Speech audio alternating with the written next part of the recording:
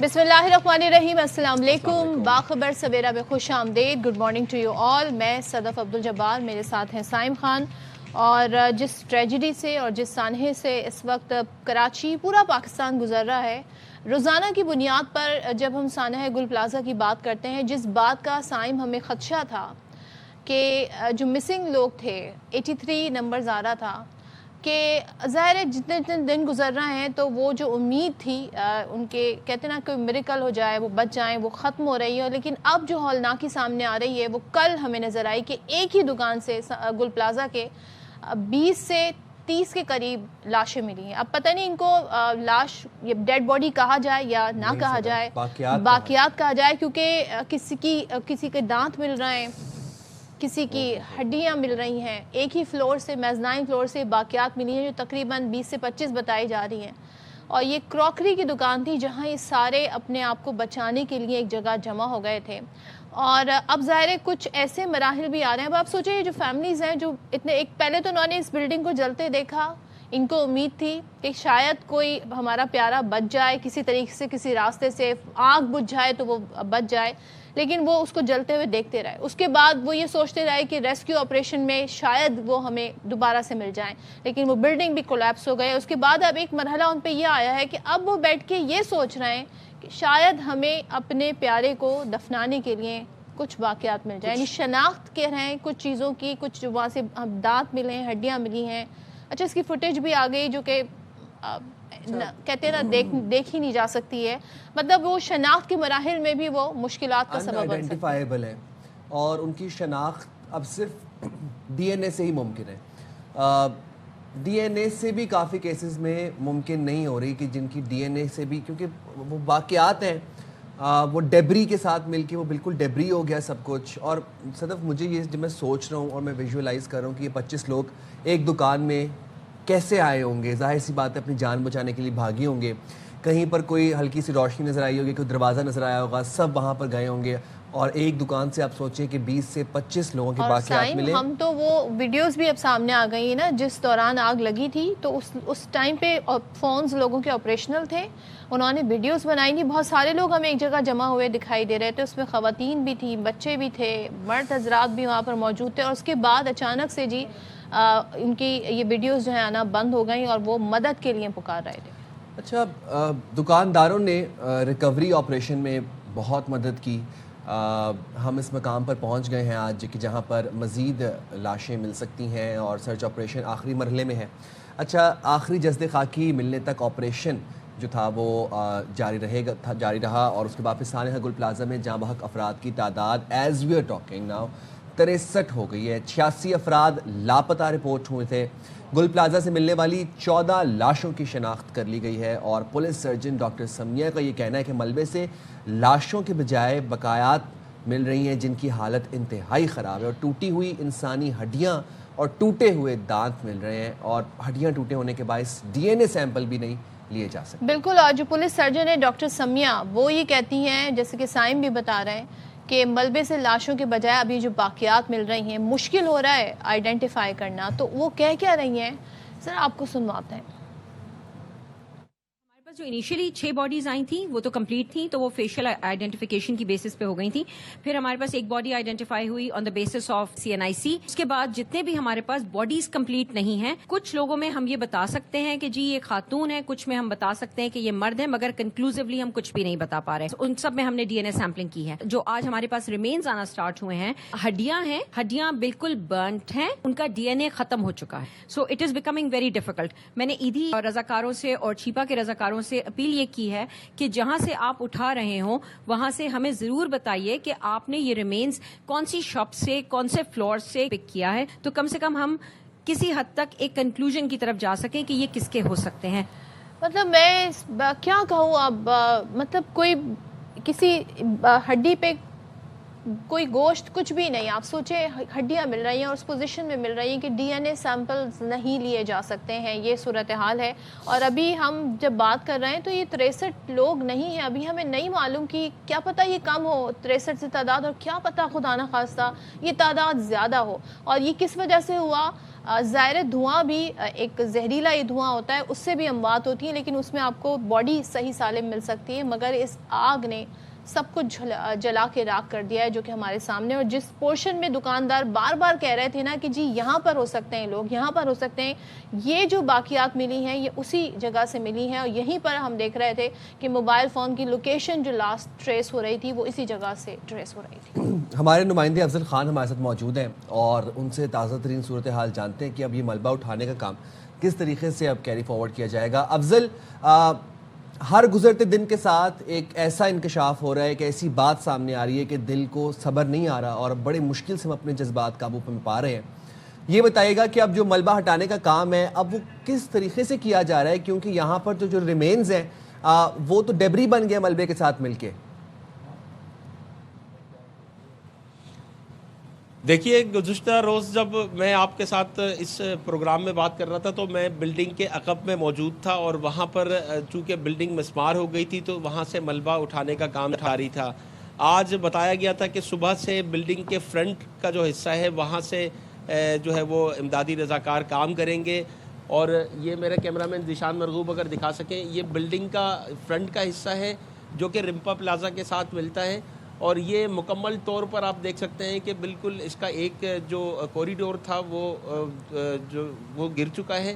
اور اس کے یہ جو ملبہ ہے ان کا کہنا ہے کہ اگر اس ملبے کو ہٹایا تو چونکہ عمارت مخدوش ہے تو بہت خدشہ ہے کہ یہ جو ہے وہ بلڈنگ مکمل طور پر نیچے گر جائے. اس لیے آج انہوں نے فیصلہ کیا تھا کہ وہ ملبے کے اندر کوئی سرنگ بنا کر اس کے اندر جائیں گے، کیونکہ اب اس جگہ پر سرچنگ کرنا باقی ہے. اور اس کے علاوہ رمپا پلازا کے ساتھ جو گل پلازا کے حصے ہیں وہاں پر جو ہے وہ سرچنگ کیے جانا باقی ہے. مجموعی طور پر اگر بات کی جائے تو 86 افراد مسنگ تھے اور اب تک جو ہے وہ 60 کے قریب اموات ہوئی ہیں. اور ان کے بارے میں بتایا جا رہا ہے کہ ایک جگہ سے جو ہے وہ 25 سے 30 جو ہے وہ کراکری شاپ سے انسانی اعضاء ملے ہیں. تو اب اس میں سے جو ہے وہ اب تک 46 افراد کی جو ہے وہ پوسٹ مارٹم جہاں سے یہ 25 سے 30 بتائی جا رہی ہیں، یہ ایگزیکٹلی اس کی لوکیشن کس طرف تھی، کہاں فیسنگ امیجنا روڈ کی طرف کس طرف یہ تھی؟ آگ کیا یہاں پر زیادہ لگی ہوئی تھی یا آگ یہاں پر بعد میں پہنچی تھی؟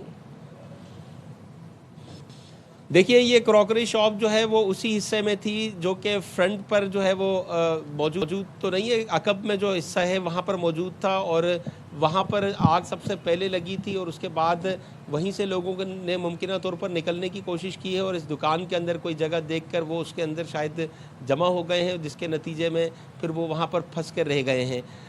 تو یہ جو جس کراکری شاپ سے بتایا جا رہا ہے کہ لاش ملی ہے، اس کے بارے میں یہی بتایا گیا ہے کہ یہ گارڈن والی سائٹ پر جو حصہ ہے اس کے اندر موجود تھا. اب وہاں پر عقب کا جو حصہ ہے وہاں پر بھی ملبہ ہٹانے کا کام ابھی بھی جاری ہے. بلڈنگ بہت زیادہ مخدوش ہونے کی وجہ سے آزادانہ طور پر جو امدادی رضاکار ہیں وہ بلڈنگ کے اندر ہر جگہ پہ نہیں جا سکتے. افضل، مجھے ایک بات بتائیے گا، یہ اب جو ہم مناظر دیکھ رہے ہیں کہ جس بلڈنگ سے 20 سے 25 افراد کے ریمینز ملے، ہڈیاں ملی ہیں، دانت بھی، کراکری شاپ تھی، بہت مشکل ہو رہا ہے ڈیفرینشیٹ کرنا کہ ٹوٹے ہوئے برتن اور وہ جو ریمینز ہیں وہ ملبہ ہی لگ رہا ہے سارا کچھ. یہ ملبہ اب جب ہٹایا جا رہا ہے اور اس کو کے ایم سی گراؤنڈ پہنچایا جا رہا ہے، کے ایم سی گراؤنڈ جا کے اس کی کلیئرنس ہو رہی ہے یا یہیں پہ اس کو فلٹر کر کے پھر کے ایم سی گراؤنڈ لے کے جایا جا رہا ہے؟ دیکھیے، یہاں پر کوئی اتنی زیادہ جو ہے وہ جانچ نہیں ہو رہی کہ کوئی ڈی این اے جو ہے وہ ملبے کے اندر کوئی ڈی این اے لیا جائے. اگر صرف اتنی جانچ ہو رہی ہے کہ وہ اگر کوئی انسانی اعضاء انہیں نظر آتے ہیں، کوئی ہڈی نظر آتی ہے تو اس کو الگ کر دیتے ہیں اور اس کو اسپتال منتقل کیا جاتا ہے. لیکن جو ہے وہ گزشتہ روز بھی ریسکیو اداروں کے جو حکام ہیں ان سے ہماری بات ہوئی تو ان کا کہنا تھا کہ اتنی دیر تک آگ لگی رہی، پھر پانی بھی جو ہے مسلسل اس پر پھینکا جاتا رہا تو وہ لوگ اندر دبے ہوئے تھے تو وہ جل کر جو ہے وہ خاک ہو گئے ہیں اور راکھ بن گئے تھے. اور اسی وجہ سے ان کی اگر کہیں پہ کوئی پتہ بھی چلتا ہے کہ کہیں پہ کوئی انسانی لاش موجود ہے تو اس کو اٹھانا، اس کو پریزرو کرنا ان کے لیے مشکل ہو رہا ہے کیونکہ اتنے زیادہ بری طرح سے جھلس گئے ہیں. ڈی این اے بھی لینے میں اسی وجہ سے مشکلات آ رہی ہیں کیونکہ جو دانت ہیں یا بال ہیں وہ مکمل طور پر جھلس گئے ہیں, ہڈیاں تک لوگوں کی اس کے اندر جھلس گئی ہیں. تو بہت زیادہ مشکل نہ صرف ریسکیو اہلکاروں کو ہو رہا ہے, یہ بلکہ بتائیے گا اس کے آپ کیا بعد جو لوگ بتاتے ہیں شناخت حاصل ریسکیو کرنے اہلکار یا چیف فائر آفیسر, کیا ان کے ڈپارٹمنٹ بتاتا ہے؟ کیونکہ ہم یہ دیکھ رہے ہیں ابھی بھی بہت زیادہ ہیٹ ہے, ابھی بھی بہت زیادہ وہاں پر حدت ہے, کہیں کہیں تھوڑی تھوڑی آگ بھی ہے. کب تک یہ جو سرچ آپریشن ہے جو ظاہر انسانوں کے لیے کیا جا رہا ہے, کسی کی ریمینز کے لیے, کسی کی ڈیڈ باڈیز کے لیے, یہ کب تک مکمل ہوگا؟ دیکھیے, سرچ آپریشن مکمل ہونے کے حوالے سے ان کا کہنا ہے کہ حتمی طور پر وہ کوئی وقت نہیں بتا سکتے, لیکن پھر بھی انہوں نے 2 روز پہلے بتایا تھا کہ 1 ہفتہ جو ہے وہ اس سارے معاملے کو ختم کرنے میں لگے گا. اب چونکہ اب تک جو سرکاری طور پر بھی بتا دیا گیا ہے کہ 55 سے 60 افراد جو ہے وہ اب تک اس کے اندر جاں بحق ہوئے ہیں, ان کی لاشیں ملی ہیں یا ان کے انسانی اعضاء ملے ہیں, جبکہ 86 کے قریب جو ہے وہ مسنگ بتائے جا رہے ہیں لوگ. تو مزید اگر دیکھا جائے تو 16 کے قریب جو ہے وہ لوگ اب بھی مسنگ ہیں. تو اس کے لیے جو ہے وہ سرچ آپریشن کیا جا رہا ہے, اور مختلف حصوں کے اندر جہاں پر پہلے گزشتہ روز تک جو ہے وہ ریسکیو ادارے اندر نہیں پہنچ پائے تھے, آج ان حصوں کے اندر داخل ہونے کی کوشش کی جائے گی. جیسا کہ ایم اے جناح روڈ پر یہ جو گل پلازا کا فرنٹ سائٹ ہے, یہاں سے ان کا کہنا ہے کہ یہ جو ملبہ ہے اگر اس کو وہ ہٹا نہیں سکے تو وہ سرنگ بنا کر اندر داخل ہوں گے اور اس جگہ کو بھی چیک کریں گے, کیونکہ یہ جو ملبہ موجود ہے اگر اس ملبے کو ہلایا گیا تو اس کے نتیجے میں بلڈنگ پوری کی پوری گرنے کا خدشہ موجود ہے. افضل, بلڈنگ گرنے کا خدشہ موجود ہے کیونکہ بلڈنگ مخدوش ہو چکی ہے. بہت شکریہ افضل خان, آپ ہمیں اپڈیٹ کر رہے تھے اور لمحہ بل اپڈیٹ کر رہے ہیں. بٹ صدف, میں جب یہ پڑھ رہا ہوں نا کہ ریسکیو کیا جا رہا ہے اور سرچ آپریشن کیا جا رہا ہے, تو زبان لرز رہی ہے, دل دہل رہا ہے یہ سوچتے ہوئے کہ کیا ریسکیو کیا جا رہا ہے اور کیا سرچ آپریشن کیا جا رہا ہے. کس مطلب ہڈیوں کو سرچ کیا جا رہا ہے اور ملبہ ہٹایا جا رہا ہے. اس میں اگر ہڈی نظر آ گئی تو آ گئی, نہیں آئی تو بس پھر وہ ملبے کے ساتھ. اور اس وقت ظاہر یہ لمحہ ایسا ہے کہ ہم ان لوگوں کے ساتھ کھڑے ہوں, اور خاص طور پہ جو لواحقین ہیں ان کو 2 بول تسلی کے ابھی اگر دیے جائیں تو وہ بھی بہت ہوگا.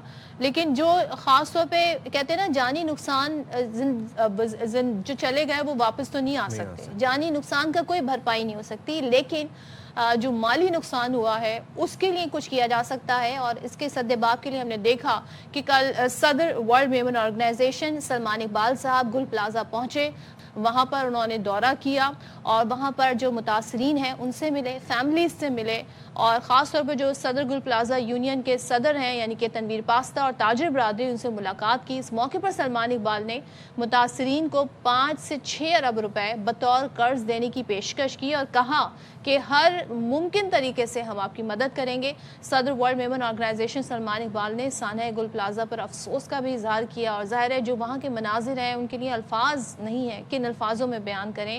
پھر انہوں نے کہا کہ جی دکاندار اپنا کاروبار دوبارہ شروع کرے, جب آپ قرض کرنے لائق ہوں, واپس کرنے لائق ہوں تو واپس کریں. اور پھر انہوں نے کہا کہ بڑے خوددار ہیں ہم لوگ یہاں پہ بسنے والے کراچی میں, خاص طور پہ تاجر برادری, تو اس وجہ سے انہوں نے کہا کہ میں نے یہ پیشکش کی ہے. دیکھ لیتے ہیں سلمان صاحب وہاں پہنچے تو کیا تاثرات تھے اور کن خیالات کا انہوں نے اظہار کیا.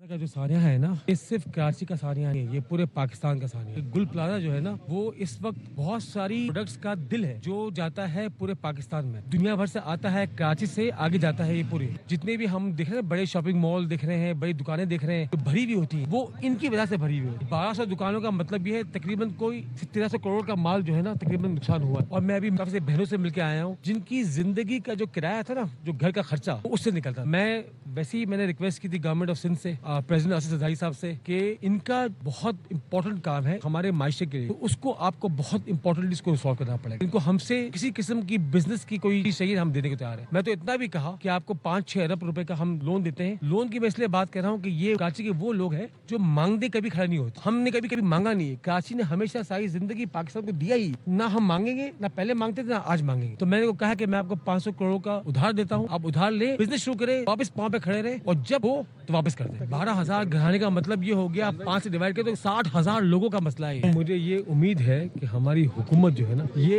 इतने आगे बढ़ चढ़ के काम करेगी कि आप जिंदगी में याद रखो। मुझे ये यकीन है, मुझे field marshal general Asif Munir से भी यकीन है, मुझे प्रेसिडेंट आसिफ ज़रदारी साहब से भी यकीन है, प्राइम मिनिस्टर शहबाज शरीफ से भी यकीन है। ये इनको पता है कराची पाकिस्तान का दिल है, ये दिल के कोई भी एक भी वेन को रुकने नहीं देंगे। एक सच्चा मुहिब्बे वतन होने का सबूत कल सलमान साहब ने दिया। और जब इस कौम पर, इस मुल्क पर मुश्किल वक्त आया, चाहे वो जंग आई हो, चाहे वो सैलाब आई हो, हमने देखा ये कौम हमेशा एक पेज पर आ जाती है, एक दूसरे के साथ मुत्तहिद हो जाती है, बग़ैर किसी रंग, ज़ात, नस्ल, मज़हब, कम्युनिटी, किसी चीज़ की तफरीक किए बगैर सब भुला देते हैं और सब पाकिस्तानी हो जाते हैं। तो यही वक्त है, आप लोगों से भी दरख्वास्त है और हम लोग भी इंडिविजुअली जो कुछ कर सकें गुल प्लाजा के मुतासरीन के लिए, हमें इंडिविजुअली भी करना चाहिए। मैं बड़े अच्छे जेस्टर्स देख रही हूँ सोशल मीडिया पर, आप जाएँ, मुख्तलिफ जो बड़े बड़े शॉपिंग मॉल्स हैं, जो शॉपिंग आउटलेट्स हैं, वो ऑफ़र कर रहे हैं यहाँ के मुतासरीन ताजिर को, दुकानदारों को कि आप आएँ, हमारे पास आपके लिए फ्री स्पेस है, आप आकर यहाँ से अपना कारोबार करने की कोशिश करें। तो ये सपोर्ट है जिसकी हम समझते हैं इस वक्त ज़रूरत है। और ज़ाहिर है ये तो एक कहते हैं ना माली नुकसान के हवाले से, लेकिन वो जो चले गए उनकी दादरसी भी हमने करनी है, उनके साथ भी हमने खड़ा होना है। सारी सूरत हाल पे बात करेंगे। मुस्लिम लीग नून के रहनुमा वज़ीर मुमलिकत हुज़ैफ़ा रहमान साहब हमारे साथ हैं। हुज़ैफ़ा रहमान साहब, ज़ाहिर है जो नुकसानात हैं इस हवाले से अब बात भी हम कर रहे हैं, वफाक की जानिब से हमें कुछ हद तक बयानात नज़र आए, लेकिन यहाँ पर मैं थोड़ी बात ये ज़रूर कहूँगी कि वज़ीर आज़म पाकिस्तान स्विट्ज़रलैंड में हुए वाक़े पर ट्वीट कर देते हैं, वज़ीर आज़म पाकिस्तान स्पेन में हुए हादसे पर ट्वीट कर देते हैं, लेकिन वज़ीर आज़म पाकिस्तान कराची में हुए वाक़े पर इतने दिन गुजर गए, बयान नहीं आता, उनकी बात वज़ीर आला से 3 दिन बाद हो जाती है। मेरे ख्याल में वज़ीर आज़म को यहाँ आना चाहिए, इन मुतासरीन से मिलना चाहिए, इनके दुखों पे, इनके ज़ख्मों पे मरहम रखना चाहिए। ये जो 2 लफ्ज़ होते हैं ना किसी को तसल्ली देने के, ये बड़ी अहमियत रखते हैं। इस वक्त इन पर जो बीत रही है, ये इस बात की मतकाज़ी है कि इसको कौमी सानेहा डिक्लेयर किया जाए। जी, बहुत शुक्रिया सदफ। पहले तो मैं ARY के CEO और जो सदर भी हैं वर्ल्ड मेमोरियल ऑर्गेनाइजेशन के, रात मैंने भी उनका बयान देखा था। मैं इसको बड़ा अप्रिशिएट करता हूँ। सुभान इकबाल साहब ने जो बात की, वो ये ऐसे ही है कि जब इब्राहिम अलैहिस्सलाम को आग में फेंक दिया और आग जो है वो आसमान से बातें कर रही थी, तो एक चिड़िया अपनी चोंच में पानी लेती थी और वो इब्राहिम अलैहिस्सलाम पे जाकर डाल देती थी। तो इब्राहिम अलैहिस्सलाम ने कहा कि पगली, तेरी चोंच से तो ये आग नहीं बुझने वाली। उसने कहा मुझे ही पता है कि मेरी चोंच से आग नहीं बुझने वाली, लेकिन मैं चाहती हूँ कि रोज़े महशर मेरा शुमार आग बुझाने वालों में हो, आग लगाने वालों में ना हो। तो एक तो बड़ी बात है कि सलमान इकबाल साहब ने ज़ाहिर है ये 5 अरब की ऑफ़र की, जो मैं समझता हूँ कि गवर्नमेंट को करनी चाहिए।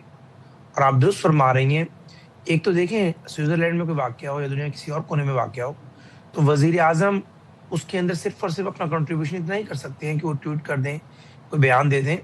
लेकिन ज़ाहिर है अपने मुल्क में वाक़या हुआ, पहले अंदाज़ा नहीं था कि इतना बड़ा सानिया है, क्योंकि मैं समझता हूँ कि सिंध हुकूमत को अगर 24 घंटे में आग नहीं बुझी थी, आज 6 दिन हो गए हैं, तो फौरी तौर पर इमदाद लेनी चाहिए थी, सुबह से बात करनी चाहिए थी, वज़ीर आज़म से बात करनी चाहिए थी। वरना तो यही था कि एक बिल्डिंग है उसमें एक आग लगी है। किस जब तरह वज़ीर की आज़म को इमदाद एहसास, मांगी जा सकती थी वफाक से? अब मैं ज़रा मुकम्मल कर लूँ, वो भी आपको जवाब देता हूँ। तो वज़ीर आज़म को जब एहसास हुआ कि वाक़ई ये बहुत बड़ा कौमी सानिया हो गया है, तो उन्होंने वज़ीर आला से बात भी की, पूरी सपोर्ट की, यकीन दहानी भी कराई, और वज़ीर आज़म एक बड़ी अहम कॉन्फ्रेंस में डेवस गए हैं। जैसे ही वापस आते हैं कराची का विजिट भी करेंगे, और सलमान इकबाल साहब ने जिस सिलसिले को शुरू किया है कि इन लोगों की ऐसी इमदाद कर दी जाए, माली सपोर्ट कर दी जाए ताकि इनके कारोबार शुरू हो सकें, ये फेडरल और प्रोविंशियल गवर्नमेंट करेगी इंशाअल्लाह ताला। लेकिन जो चीज़ आपको मैं आपका सवाल का जवाब दे रहा हूँ कि अगर किसी को पेट्रोलियम का वजीर लगाया जाता है या किसी को पानी और बिजली का वजीर लगाया जाता है, वो उस फील्ड का एक्सपर्ट नहीं होता। एक्सपर्ट्स ऑलरेडी मौजूद होते हैं उस वजारत में, आपने बेहतरीन इंतजामी फैसले लेने होते हैं। अगर 12-15 घंटे बाद वज़ीर आला साहब को अंदाजा हो गया था कि आग नहीं बुझ रही, और ज़ाहिर है कराची में रहने वाले, मुझे तो इस प्लाजे की इतनी वेयरअबाउट्स का भी नहीं पता, तो ला महला बर वक्त आप फौज से, नेवी से, एयरफोर्स के बड़े बड़े सेटअप मौजूद हैं, इवन के फेडरल गवर्नमेंट से, और इवन के नेवी की फायर ब्रिगेड आई थी ना गवर्नर साहब के कहने पर, उनके इनिशिएट करने पर आई, तो वो जो फोम और केमिकल से जो आग बुझने का सिलसिला शुरू हुआ वो तब हुआ। जी वो देखिए, वो बहुत लेट हो चुका था। अगर ये 2-4 घंटे में ही रिस्पॉन्ड किया जाता तो मेरे ख्याल से ना आग इतना फैलती, और ना ही ये जो 30 लोग हैं ظاہر ہے انہوں نے دکان میں خود کو بند کر لیا تھا اس امید اور آس پر کہ ریاست آئے گی اور ہمیں بچا لے گی. اچھا یہ تو حذیفہ ہم پری میں بات کر رہے ہیں نا کہ کیا کیا پریونٹیو میئرز کیے جا سکتے تھے یا آگ لگنے کے بعد کیا کیا جا سکتا تھا. اب جب آگ لگ گئی اور اس کے بعد لواحقین اور جو تاجر ہیں خاص طور پر وہ وزیر اعظم سے مطالبات کر رہے ہیں. ہم نے آج 6-7 دن ہو گئے ہیں, ہم نے وفاق سے کسی اہم شخصیت کا کوئی دورہ نہیں دیکھا, کسی نے آ کے کراچی میں کوئی 2 بول نہیں بولے, کوئی داد رسی کرنے کے لیے کوئی تاجروں کے ساتھ, کوئی لواحقین کے ساتھ نہیں کھڑا ہوا. یہ سانحہ آپ کو لگتا ہے کہ صرف کراچی کا ہے یا پھر پورے, ہم یہ سمجھتے ہیں کہ پورے ملک کا سانحہ ہے, یہ پورا ملک غمگین ہے, ہم سب کے دل خون کے آنسو رو رہے ہیں. وفاق سے کیوں نہیں کوئی آیا کراچی ابھی تک؟ دیکھیں بالکل وفاق سے آپ تسلیت و شفی رکھیں, وزیر اعظم صاحب مسلسل رابطے میں ہیں اور جیسے پاکستان پہنچتے ہیں خود بھی کراچی کا وزٹ کریں گے اور اس میں جو میکسیمم سپورٹ ہم فراہم کر سکتے ہیں وہ کریں گے. اور جو لوگ بچ گئے ہیں جس میں اپنے خاندانوں کی نشاندہی کی, 6واں دن ہے, کہ وزیر 60,000 اعظم خاندان پرسوں ہیں. گئے اپنی ڈیلیگیشن کے ہمراہ وفاق میں, اور بھی وزیر اعظم کی نمائندگی بہت سارے لوگ کر سکتے تھے. یہ احساس مجھے لگتا ہے نہیں ہے وفاق میں کہ جی کراچی یا سندھ میں جو مسئلہ ہے یہ اس سے ہمارا کوئی لینا دینا ہے. اس کو آپ چونکہ گلاس کو آدھا خالی دیکھ رہی ہیں, میں گلاس کو آدھا بھرا ہوا دیکھ رہا ہوں. عرض یہ ہے کہ ابھی 4-5 دن تو آپریشن کے ڈیز چل رہے تھے, ابھی آپریشن ختم ہوگا, آج یا کل ختم ہوتا ہے, اس کے بعد ہی کام شروع ہوگا کہ آپ نے گلپاشی کیسے کرنی ہے, لوگوں کے زخموں پہ مرہم کیسے رکھنا ہے. فیڈرل گورنمنٹ بھی آئے گی, وزیر اعظم صاحب بھی آئیں گے, اور آپ نے خود کہا کہ گورنر صاحب کی انٹرونشن کے اوپر نیوی نے جو ہے وہ اپنی گاڑیاں بھیجیں, تو گورنر کون ہے؟ فیڈریشن کا نمائندہ ہے. لیکن بات یہاں پر نہیں رکے گی, جتنے بھی ہمارے فیڈرل گورنمنٹ کے جو اہم لوگ ہیں جن میں وزیر اعظم صاحب ہیں, وزیر اعظم کی انسٹرکشن ہوتی تو بہت اور بھی مشینری یوز ہو سکتی تھی, اور بھی ادارے اس میں انوالو ہو سکتے تھے. دیکھیں اس میں یہ صدف جو بات آپ میری بات کو یہاں واپس ریپیٹ کر رہی ہیں, میں نے کہا کہ یہ تو وزیر اعظم صاحب کا کام تھا نا کہ بر وقت آپ بتاتے کہ بھئی ہم سے یہ آگ نہیں بجھ رہی یا ہمارے پاس ایسی استعداد کار نہیں ہے. یہ ہو سکتا ہے مجھے آپ بتائیں, آپ وزیر اعظم کو تو چھوڑ دیں, کوئی ایک انسان بھی برداشت کرے گا کہ اس پلازے میں کوئی زندہ انسان جل رہا ہو؟ ہم انسان ہیں, مشرقی لوگ ہیں, اور جس طریقے کا ہم کلمہ گو لوگ ہیں, ہم تو تصور ہی نہیں کر سکتے کہ کوئی بندہ دیکھیں ہم پھر پری کی بات کر رہے ہیں, یہ ہم واقعہ ہونے سے پہلے کی بات کر رہے ہیں. کچھ سانحات قومی ہوتے ہیں, پوری قوم اس سانحے میں غمگین ہوتی ہے. آپ صرف یہ بتا دیں کہ آپ کہہ رہے ہیں کہ جس 5-6-7 دنوں سے آپریشن چل رہا تھا, وہاں ریسکیو آپریشن ہوتا تھا, سر اسی ٹائم پر لواحقین باہر بے سر و سامانی کے عالم میں بیٹھے تھے, رو رہے تھے, چیخیں مار رہے تھے, اپنے پیاروں کی جسد خاکی کا انتظار کر رہے تھے, تاجر وہاں پر ساری رات بیٹھ رہے تھے. اگر اس ٹائم ڈیوریشن میں ان 7-8 دنوں میں وفاق سے کوئی آ جاتا, کندھے پہ ہاتھ رکھ دیتا, کوئی تھوڑی داد رسی کر دیتا, تو آپ کو نہیں لگتا کہ میں تھوڑا سا آپ سے ڈیفر کروں گا؟ نہیں جی پلیز آپ ڈیفر کر سکتے ہیں. آپ جانتے ہیں, آپ خود جانتے ہیں, دیکھیں میں کوئی سیاسی پوائنٹ سکورنگ نہیں کر رہا. سندھ کے اندر ایک علیحدہ جماعت کی حکومت ہے, ان کا وزیر اعلیٰ موجود ہے, ہم نے بہت ساری چیزوں کو دیکھنا ہوتا ہے. اگر ہم پہنچتے تو پھر یہ کہا جاتا کہ سیاسی پوائنٹ سکورنگ کے لیے آ گئے, سندھ حکومت تو آلریڈی لگی ہوئی ہے. معاملہ اتنا حساس تھا, آگ بجھانے کا مرحلہ چل رہا تھا, جو فیڈرل گورنمنٹ کے ادارے تھے مکمل سپورٹ فراہم کر رہے تھے. اٹ واز ویری انفارچونیٹ کہ جو ہم سے امداد مانگی گئی یا ہماری طرف سے امداد شروع کی گئی وہ بہت لیٹ ہوئی. کاش وزیر اعلیٰ پہلے 6-8 گھنٹوں میں ہی بات کر دیتے تو شاید اتنا بڑا نقصان نہ ہوتا. دیکھیں ایک نقصان تو انسانی جانوں کا ہوا ہے, اور دوسرا نقصان بلڈنگ کا بھی ہوا ہے, یعنی بلڈنگ کو گرانا پڑے گا. آپ لوگوں کی رپورٹ سے میں نے اندازہ لگایا ہے. بات یہ ہے کہ کوئی ہم نے میڈیا ٹاک نہیں کرنی تھی, نہ ہم نے جا کر کوئی سیاسی پوائنٹ سکورنگ کرنی تھی. ہاں اب وقت آیا ہے کہ ذمہ داری کے احساس کو اٹھانے کا. آپریشن کر لیا, ساری چیزیں ہو گئی, جنہوں نے جانا تھا وہ چلے گئے, لیکن جو میڈیا ٹاک نہیں ہوتی, یہ اس وقت میڈیا ٹاک نہیں ہوتی, یہ ہوتا ہے جا کے لوگوں کے ساتھ کھڑے ہونا, ان سے ہمدردی کے 2 بول بولنا, ان کے زخموں پہ مرہم رکھنا, ان کو اس بات کا یقین دلانا کہ ہم آپ کے ساتھ کھڑے ہیں. تو نہیں کہنا تھا, آپ دوستوں نہیں کہنا تھا کہ حذیفہ رحمان یا قول و طارت بطور وزیر پلازے پر پہنچ گئے. اصل کام جو تھا وہ ریسکیو آپریشن کی نگرانی کرنا تھا. اصل کام تھا کہ فوری طور پر اپریشیٹ کرتے آپ اس جیسچر کو, چیز کو اپریشیٹ کرتے, ڈیفینیٹلی کرتے. دیکھیں یہ آپ کی رائے ہے, لیکن میں نے کل بھی ایک ٹاک شو میں بیٹھا ہوا تھا, پیپلز پارٹی کے دوست اس کو مائنڈ کرتے. ہم صرف یہ چاہ رہے تھے کہ چونکہ ایک قومی سانحہ ہے, اس وقت آپریشن پہ فوکس رکھا جائے. اگر پرائم منسٹر اس ملک کے پرائم منسٹر ہیں, وہ صرف وفاق کے پرائم منسٹر نہیں ہے, ہر شخص ان کی طرف دیکھتا ہے چاہے اس کا کسی بھی صوبے سے تعلق ہو. اور جب سانحہ ٹی وی پر 2 دن آپ کو یہ اندازہ ہوا کہ آگ لگی ہوئی ہے, انسان اندر پھنسے ہوئے ہیں, جل رہے ہیں, تو کس کی کال کا ویٹ کیا جا رہا تھا؟ خود سے ہی مدد کے لیے سب نے آگے بڑھ جانا چاہیے تھا. آپ ایک بات بار بار کر رہی ہیں, میں اصل بات کر دیتا ہوں آپ سے.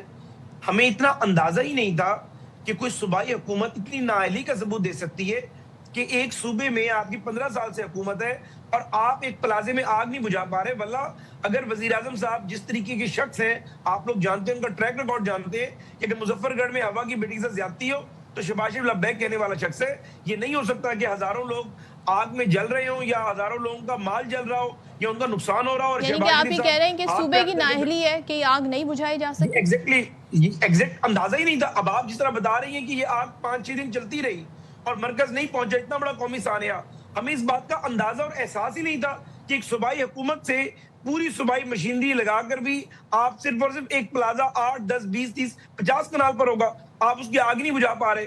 اور آج ہمیں یہ فیس کرنے پڑ رہے ہیں آپ کے سوالات کہ اتنا بڑا قومی سانحہ ہوا. چونکہ آپ کراچی بیسڈ ہیں, کراچی رہتی ہیں, اس پلازے کے ویئر اباؤٹ جانتی ہیں, اور آپ کہہ رہی ہیں کہ وزیر اعظم نہیں پہنچ پائے.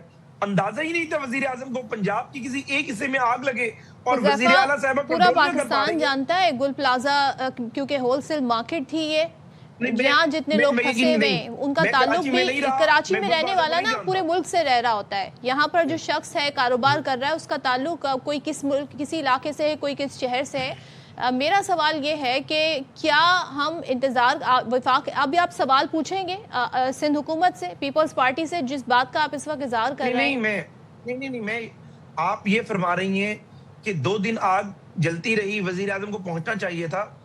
اس بات کا اندازہ ہی نہیں تھا کہ ایک صوبائی حکومت اپنی کیپٹل سٹی, جس کو آپ گل پلازا کا نام دے رہی ہیں, کہ اس پلازے کا میں نے بہت ذکر سنا ہے ٹی وی سکرینز پر, جو بھی کراچی میں رہتا ہے یا ایون کہ سندھ میں رہتا ہے, یہ ایک پورا ٹریڈیشنل ہب تھا.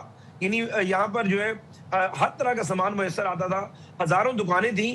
وہاں کی اگر آگ ایک صوبے کا وزیر اعلیٰ نہیں بجھا پایا اور آج مرکز کو اس کے سوالات کا سامنا کرنا پڑ رہا ہے, اگر مرکزی حکومت امیڈیٹلی انٹروین کرتی تو کہا جاتا کہ ایک پلازے میں لگنے والی, میں صوبائی حکومت کا موقف آپ کو بتا رہا ہوں کہ ایک پلازے میں لگنے والی آگ میں آپ جو ہے اپنی سیاسی پوائنٹ سکورنگ کر رہے ہیں. دیکھیں, اگر آپ سے آگ نہیں بجھ رہی تھی تو لامحالہ آپ کو بروقت فیڈرل گورنمنٹ کو اعتماد میں لینا چاہیے تھا. ایون کہ 3 دن پہلے ہی وزیر اعظم سے جب آپ کی بات ہوئی تو وزیر اعلیٰ بتاتے ہیں کہ سر یہ پوزیشن ہے. آپ وزیر اعلیٰ صاحب کا یا ان کے ترجمان کا انٹرویو لے لیں, کیا انہوں نے وزیر اعظم کو دعوت دی, آگاہ کیا کہ آپ کے ہمیں ضرورت ہے آپ یہاں پہنچیں؟ کوشش کروں گی. لیکن حذیفہ, جب پھر اسمبلی میں کھڑے ہو کے خواجہ آصف صاحب بیان دیتے ہیں 18ویں ترمیم کو, کہتے ہیں جی وہ ڈھکوسلا ہے اور کراچی میں جو سانحات ہو رہے ہیں یہ اسی وجہ سے ہو رہے ہیں کیونکہ سارے اختیارات صوبوں کو چلے گئے.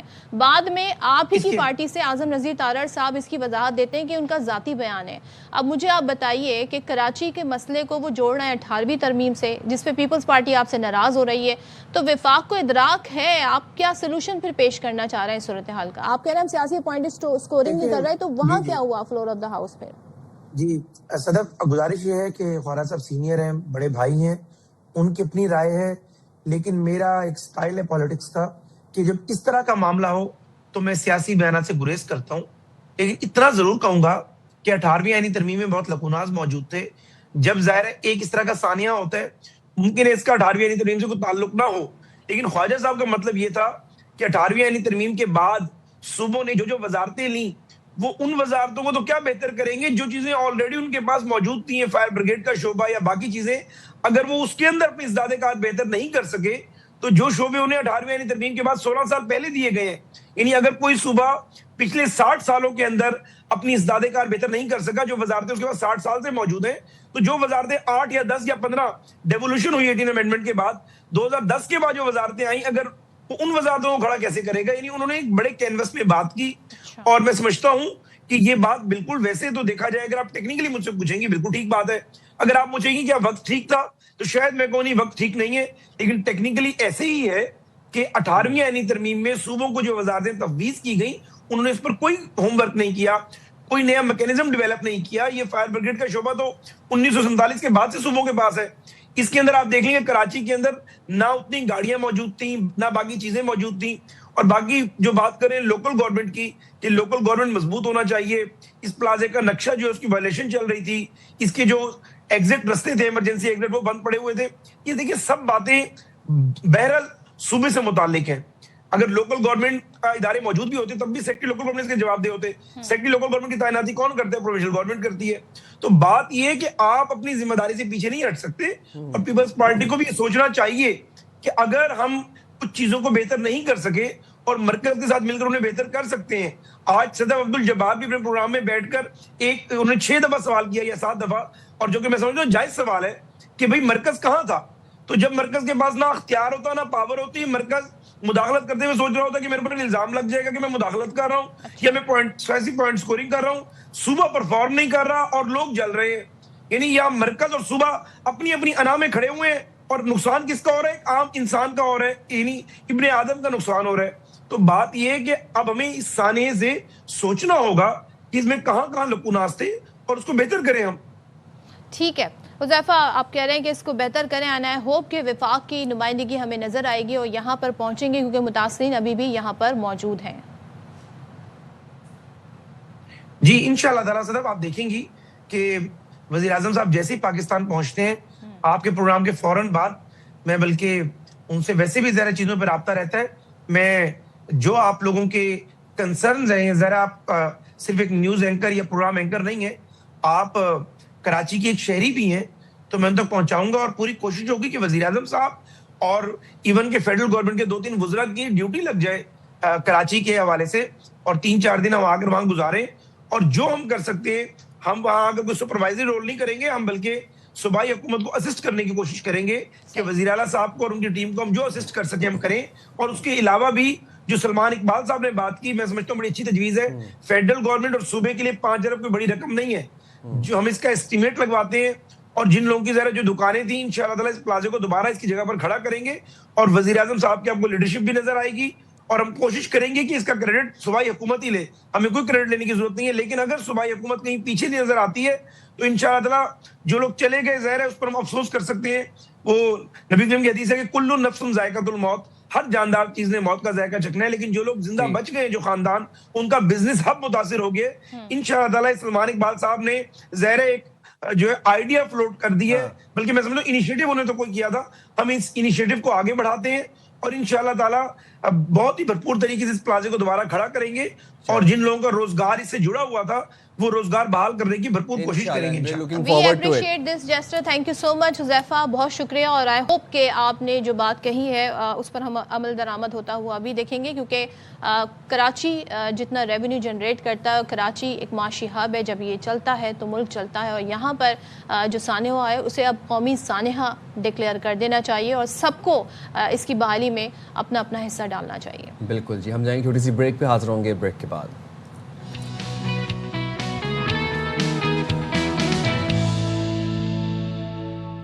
ویلکم بیک ونس اگین, اور ظاہر ہے سانحہ گل پلازا کے حوالے سے اپڈیٹس اور اس پہ ہم بات کرتے رہیں گے, اور ظاہر ہے ہم متعلقہ لوگوں سے بھی اس حوالے سے بات کرتے رہیں گے, لیکن آگے بڑھتے ہیں کیونکہ اس دوران بہت کچھ ایونٹ ایسے بھی ہو رہے ہیں جس پر بات کرنا ضروری ہے, اور خاص طور پر آپ کو پتہ ہے کہ فیب کے مہینے میں ICC world T20 world cup شروع ہونا ہے.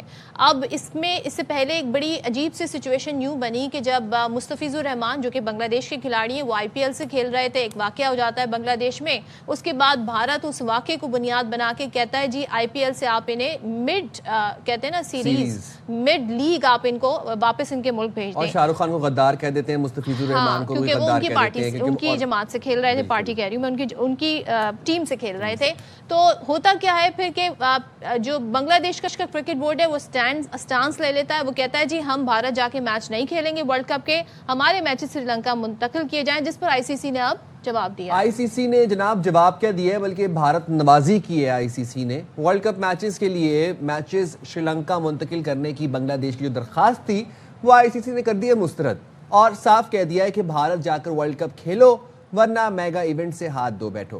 اچھا, ICC نے کہا کہ درخواست مسترد کرنے کا فیصلہ بورڈ میٹنگ میں ووٹنگ کی بنیاد پر کیا گیا. اب بورڈ میٹنگ میں بورڈ ممبران ICC کے, خیر ایوری بڈی نوز کہ بھارت نوازی یہاں پر ہوئی ہے. ووٹنگ میں بنگلہ دیش کا موقف اکثریتی ارکان سے مسترد ہوا. اب ICC کے مطابق بنگلہ دیش کی ٹیم بھارت نہ گئی تو رینکنگ کی بنیاد پر متبادل ٹیم شامل کر لی جائے گی, اور ICC نے بنگلہ دیش کو فیصلے پر نظر ثانی کے لیے 1 دن کا وقت دے دیا ہے.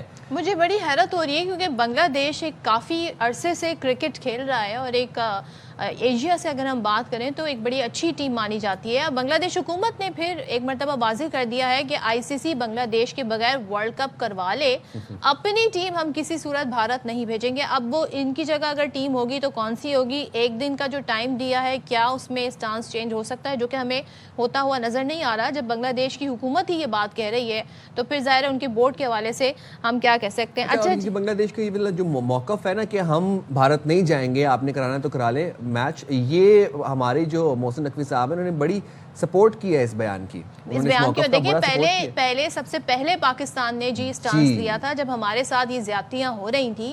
हमारे मुल्क में आके तो वो क्रिकेट नहीं खेल रहे थे भारतीय, लेकिन वो ये चाहते थे हम उनके मुल्क में जाके क्रिकेट खेलें। तो मोहसिन नकवी साहब फिर डट गए, उन्होंने मुतादिद मौक़ों पर इस बात को मेक श्योर किया। और आपको याद है कि कितने सेशंस हुए थे, कितनी मीटिंग्स हुई थी, दुबई में मीटिंग्स हो रही थी। उन्होंने आईसीसी को इस बात पर कायल किया कि अगर भारत हमारे मुल्क में आकर मैच नहीं खेलेगा तो हम भी भारत जाके मैच नहीं खेलेंगे, फिर हमारे मैच दुबई में मुंतकिल किए जाएं या श्रीलंका में मुंतकिल किए जाएं। अब देखें इसी चीज़ पर अब बांग्लादेश भी डट गया है, उन्होंने भी इसी तरीके से लीड ली है।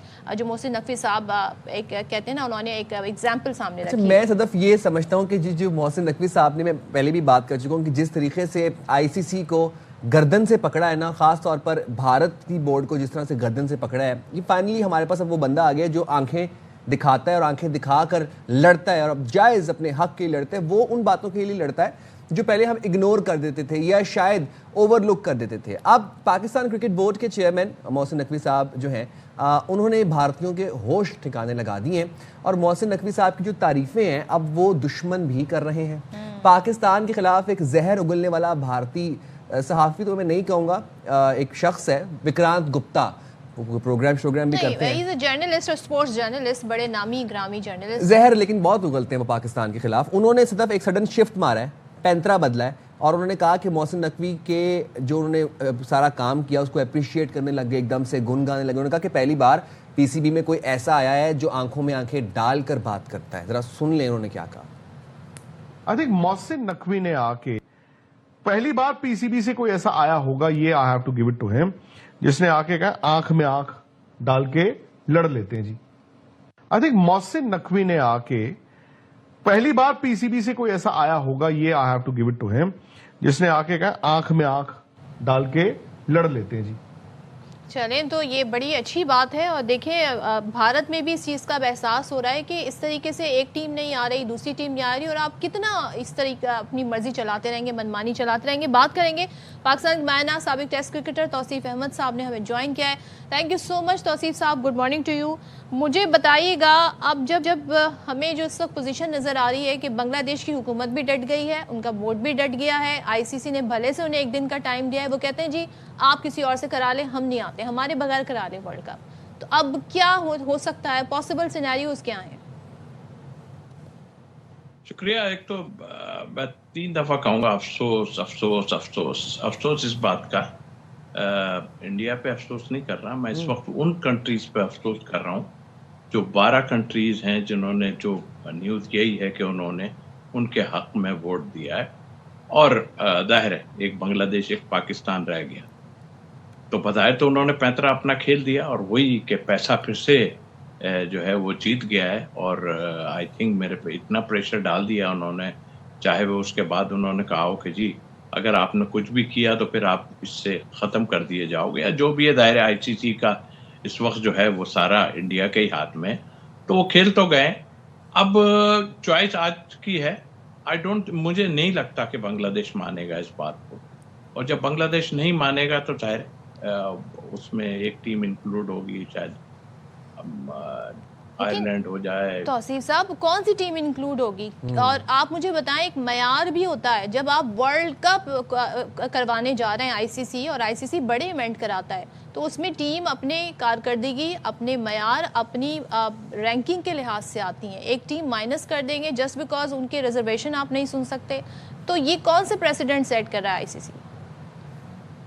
देखिए ये तो भूल जाए ना कि वो कोई ऐसी चीज़ कर रहे हैं जिससे कि कोई बहुत अच्छा होने लगा है। आप खुद देख लें कि क्या हालात कर दिए हैं इस क्रिकेट के इन्होंने, कि अब ये प्रॉब्लम आ गई है कि आदमी, मतलब मुझे तो हैरत, मैं ऑनेस्टली मैं सोच भी नहीं रहा था कि اتنے سارے ملک جو ہیں بالکل بھی اس بات پہ نہیں آئیں گے اور اکیلا چھوڑ دیں گے. ظاہر ہے بنگلہ دیش کو اکیلا ہی چھوڑا ہے نا, صرف پاکستان نے کہا ہے, وہ بھی وربلی ظاہر ہے, وربلی سے میراد انہوں نے حامی بھری ہے کہ اگر کوئی ایسی بات ہے تو آپ ان کو چینج کر کے دوسرے گروپ میں ڈال دیں. ایسی کون سی مشکلات آ گئی ہیں؟ تو آئی تھنک میرا خیال ہے انہوں نے بھی سوچ لیا تھا اور یہ آخری حربہ استعمال کیا ہے انڈیا نے, اور مجھے تو یہ ہوتا ہوا نظر آ رہا ہے سارا کچھ کہ وہ دوسری ٹیم ڈال دیں گے. اور جہاں تک آپ نے بات کی, کوئی بھی جو ہے اے سی سی کی جو نیچے کی ٹیم ہے اس کو اٹھا کے ڈال دیں گے اس کے اندر, اور کون سی پرابلم آئے گی؟ میرا خیال ہے توصیف بھائی یہ تو جو آج ہم ساری چیزیں دیکھ رہے ہیں, ظاہر سی بات ہے یہ پاکستان نے تھوڑا سٹیپ فارورڈ کیا, ذرا آنکھیں دکھانا شروع کی ان کو, جس طرح کا انہوں نے رویہ رکھا اس ایکشن کا بھرپور ریئیکشن دیا. محسن نقوی صاحب کے کردار کی آج تعریفیں ہو رہی ہیں جو انہوں نے پی سی بی کے چیئرمین ہونے کی حیثیت سے نبھایا. وکرانت گپتا ہیں, جرنلسٹ ہیں, اسپورٹس جرنلسٹ ہیں, وہ اس بات کے معترف ہیں. وہ کہہ رہے ہیں کہ پہلی بار پی سی بی میں کوئی ایسا شخص آیا ہے جس نے آنکھیں دکھائی ہیں ہمیں اور آنکھوں میں آنکھیں ڈال کے کہا کہ آ جاؤ لڑ لیتے ہیں. محسن نقوی صاحب کا کردار as a P C B chairman کتنا انٹیگرل دیکھ رہے ہیں آپ, خاص طور پر اس چیز میں کہ ہم پاکستان کی جو کرکٹ ہے اس کو ایک پازیٹیو لائٹ میں لے کر آگے چلیں؟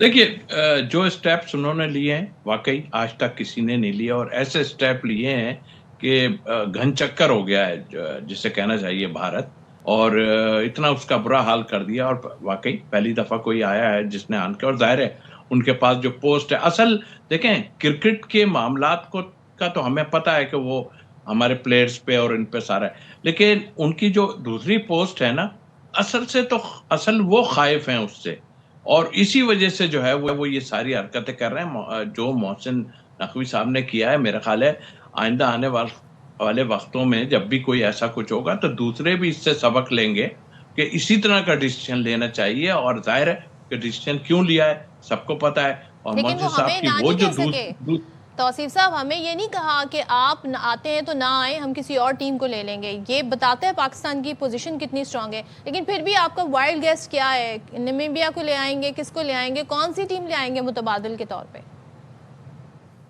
دیکھیے کوئی بھی لے آئیں گے, جو مجھے نہیں آئیڈیا ہو رہا کہ یہ کیا اس وقت کرنے لگے ہیں. کوئی بھی ظاہر ہے جو اس سے پہلے جو اے سی سی کا کپ ہوا ہے اس میں سے کوئی بھی ٹاپ ٹیم ہوگی اس کو اٹھا کے یہ لے آئیں گے. اب لانے وانے سے تو اس سے کچھ نہیں ہوتا. میں تو دوسری جاتا ہوں, مجھے تو حیرت ہوتی ہے, آن کے بیٹھ گئے تھے سب بات کر رہے تھے. بہرحال یہ دراصل ہے ہی پاکستان کے خلاف سارا کام, اور اس سے بنگلہ دیش اور ان سے اس کو کوئی نہیں. وہ کہہ رہے ہیں جی پاکستان نے ان کا فیور کیا, اتنا فیور کیا کہ ہمیں دبئی میں جو ہے رلا کے رکھ دیا انہوں نے, اور ہم ان سے ٹرافی مانگ رہے ہیں, وہ نہیں ہے. مطلب وہ یہ سوچ بھی نہیں رہتا کہ اتنا کچھ کر دیا ہے. اور میرے خیال آنے والے وقت میں میں بتا رہا ہوں کہ برا کرکٹ کا تو برا حال ہوا. دیکھیں وہ جو آپ نے بات کی نا پاکستان کو نہیں کیا, پاکستان کے لیے تو مطلب ہے نا, ابھی دیکھیں نا براڈ کاسٹر اور یہ سب موجود ہیں, پیسہ تو وہیں سے بننا ہے اور تو کسی سے نہیں بننا, پیسہ تو اس سے ہی بنے گا. تو آئی تھنک میرا خیال ہے اسی لیے وہ جو ہے تھوڑا سا بیک فٹ پہ ہیں ابھی. ان کا بس چلتا, اگر کوئی ایسا کچھ ہوتا بات تو صحیح ہے. تو بھائی پوری دنیا کی نظریں جو ہے وہ پاکستان انڈیا میچ کے اوپر ہوتی ہیں. تھینک یو ویری مچ, آپ نے باخبر سویرا کے لیے وکالا. اور یہ بات توصیف بھائی کی بڑی اچھی تھی کہ پاکستان کے ساتھ کیوں نہیں کوئی ایسی کوئی ہینکی پینکی کرے یا جاریت کرے, کیونکہ پتہ ہے کہ براڈ کاسٹرز نے انویسٹ کیا پر پیسہ جو ہے وہ پاکستان انڈیا میچ سے ہی نکلنا ہے. بالکل. چلیں جی, جہاں پر بات کرکٹ کی ہو رہی ہے تو پاکستان اور آسٹریلیا T20 سیریز ہونے جا رہی ہے. اس کے لیے پرومو باقاعدہ سے جاری کر دیا گیا ہے جس میں ہم دیکھتے ہیں جی بھارت کی کرکٹ ٹیم پر کافی کرارا طنز کیا گیا ہے. تو پرومو ایک موقع پر آسٹریلین ٹیم کا ڈریس پہنے ہوئے شخص پاکستانی شہری سے ہاتھ ملائے بغیر جاتا ہے تو پاکستانی کو یہ کہتے دکھایا گیا ہے کہ ہاتھ ملانا بھول گئے, لگتا ہے پڑوسیوں کے پاس بھی رکے تھے. پرومو میں پاکستانیوں کی مہمان نوازی اور کرکٹ سے محبت کو نمایاں طور پر دکھایا گیا ہے. اور قومی ٹیم کے کپتان ہیں آغا, وہ مہمان نواز ہے لیکن مقابلے کے لیے تیار ہیں. وہ یہ کہ واہ بھائی کیا پرومو ہے, کیونکہ ظاہر ہے کہتے ہیں نا بھارت کی دکھتی رگ پہ ہاتھ بھی رکھا, اور جو انہوں نے ایک کہتے ہیں نا اسپورٹس مین اسپرٹ کو انہوں نے سبوٹاج کیا, وہ جسٹ بڑے اچھی طریقے سے بتایا. تو مجھے بڑی خوشی ہوئی. اس سے پہلے توصیف صاحب یہ بات کر رہے تھے کہ دیکھیں باقی ملکوں بھی آ کر بولنا پڑے گا, نہیں تو پہلے پاکستان, پھر بنگلہ دیش اور پھر کسی اور ملک کی باری آ سکتی ہے. تو آئی تھنک اب یہ مجھے لگتا ہے کہ یہ ادراک ہونا شروع ہو گیا ہے. اچھا جو فورن بلاگرز آ رہے ہیں آج کل پاکستان میں، جو بلاگرز ہیں، جو کانٹینٹ کریٹرز ہیں، وہ بڑے متاثر ہیں پاکستانیوں کی مہمان نوازی سے. کسی بھی شہر چلے جائیں، کسی بھی صوبے میں چلے جائیں، وہ کہتے ہیں ایک تو کھانے زبردست، دوسرا پاکستانیوں کا اخلاق، اور تیسرا یہ کسی چیز کے پیسے ہی نہیں مانگتے. اچھا یہ چیز بڑی ہماری مشہور ہو رہی ہے فورن کنٹریز کے اندر، وہ کہتے ہیں پاکستان میں جاؤ تو آپ کی مہمان نوازی اس لیول پہ کرتے ہیں، وہ پیسے لیتے ہی نہیں آپ سے کسی چیز کے. آپ نے کچھ کھانا ہے، کچھ پینا ہے، کچھ پرچیز کرنا ہے، کہتے ہیں نا آپ ہمارے مہمان ہیں، ہم نے آپ سے پیسے لینے. تو یہ پاکستانیوں کے اخلاق کی تعریفیں آج دنیا کر رہی ہے. اور it's not just about foreigners, ہم پاکستانی ایک شہر سے دوسرے شہر جاتے ہیں نا، تو اس شہر کے لوگ بھی ہم سے اسی طرح محبت کا اظہار کرتے ہیں کہ آپ کراچی سے آئیں یا آپ لاہور سے آئے ہیں، آپ سے ہم نے پیسے نہیں لینے، آپ ہمارے مہمان ہیں. تو مہمان نوازی کے لیے ہم مشہور ہیں اور اس کے چرچے اب ہو رہے ہیں. چاہے وہ کہتے ہیں نا کہ کرکٹرز آ کر بات کریں یا پھر آ کر فارنر ٹورسٹ آ کر بات کریں، تو وہ یہی بتا رہے ہوتے ہیں. تو چلیں جب کرکٹ کی بات ہو رہی ہے تو ہمارے جو چھوٹے شاہین ہیں، جن کو ظاہر عمر کے لحاظ سے چھوٹے ہیں لیکن کام ان کے بڑے ہیں، تو انڈر 19 کرکٹ ورلڈ کپ میں شاہین تیسرے میچ میں آج زمبابوے کا سامنا کریں گے. اور پاکستان نے ایونٹ میں 2 میچز کھیل کر اسکاٹ لینڈ کے خلاف 1 میچ میں کامیابی حاصل کی، جبکہ جو انگلینڈ والا میچ تھا اس میں اچھی پرفارمنس بھی نہیں رہی اور پھر ظاہر شکست کا بھی اس حوالے سے سامنا کرنا پڑا. تو پاکستان گروپ سی میں 2 پوائنٹس کے ساتھ دوسرے نمبر پر ہے اور دونوں ٹیمیں گروپ سٹیج میں آج اپنا آخری میچ کھیلیں گی. تو پھر 24 جنوری سے پلے آف کا مرحلہ شروع ہوگا. کیا بات ہے جناب، 24 جنوری سے پھر پلے آف کا مرحلہ شروع ہوگا. انڈر 19 ٹیم نے جو پرفارمنس دکھا دی ہے اور جو کرکٹ ہمیں دکھا دی ہے، آؤٹ اسٹینڈنگ. بیچ میں سے ایک میچ انگلینڈ والا میچ غالباً تھا جس میں تھوڑا سا ڈگمگائے تھے، اس میں شکست کا سامنا ہوا تھا گرین شرٹس کو، بٹ پھر اپنی جو فارم دوبارہ سے پک اپ کی اور بیک ان فارم آئے اور پھر دوبارہ سے پیک پرفارمنس کا مظاہرہ کیا. تو یہ جو انڈر 19 کی پرفارمنس جا رہی ہے اور جو ہم بات کرتے تھے نا کہ ماڈرن ڈے کرکٹ ہمیں دیکھنے کو نہیں مل رہی، وہ یہاں پر دیکھنے کو مل رہی ہے. بس یہ چھوٹے لڑکے جو ہیں یہ اسی طرح ہی کھیلتے رہیں پلیز، ذرا اپنے آپ پہ محنت کرتے رہیں. ہم تھوڑا دیکھ رہے ہیں ایک کھلاڑی نہیں چل رہا تو باقی بھی نہیں چل رہا ہے. تو جو انگلینڈ والا میچ تھا اس میں ہم نے کوئی خاص ایسی پرفارمنس نہیں دیکھی تھی، لیکن یہ ہے کہ ابھی تو ظاہر ہے اس میچ سیریز پوری جاری ہے. انڈر 19 دیکھتے ہیں ہماری کیا کرتی ہے. So let's see and let's hope. بہت کچھ ہے کرکٹ کے حوالے سے، آنے والے دنوں میں بہت ساری ہیپننگز ہیں اور اس حوالے سے ہمارے شو میں بھی بہت کچھ کرکٹ کو لے کے ہوتا رہے گا. تو دیکھتے رہیے گا آپ 9 سے 11 بجے تک باخبر سویرا. ابھی ہمارے پاس ایک بریک کا ٹائم ہو رہا ہے، ہم ذرا بریک سے ہو کے واپس آتے ہیں مزید انٹرسٹنگ سیگمنٹس لیے آپ لوگوں کے ساتھ.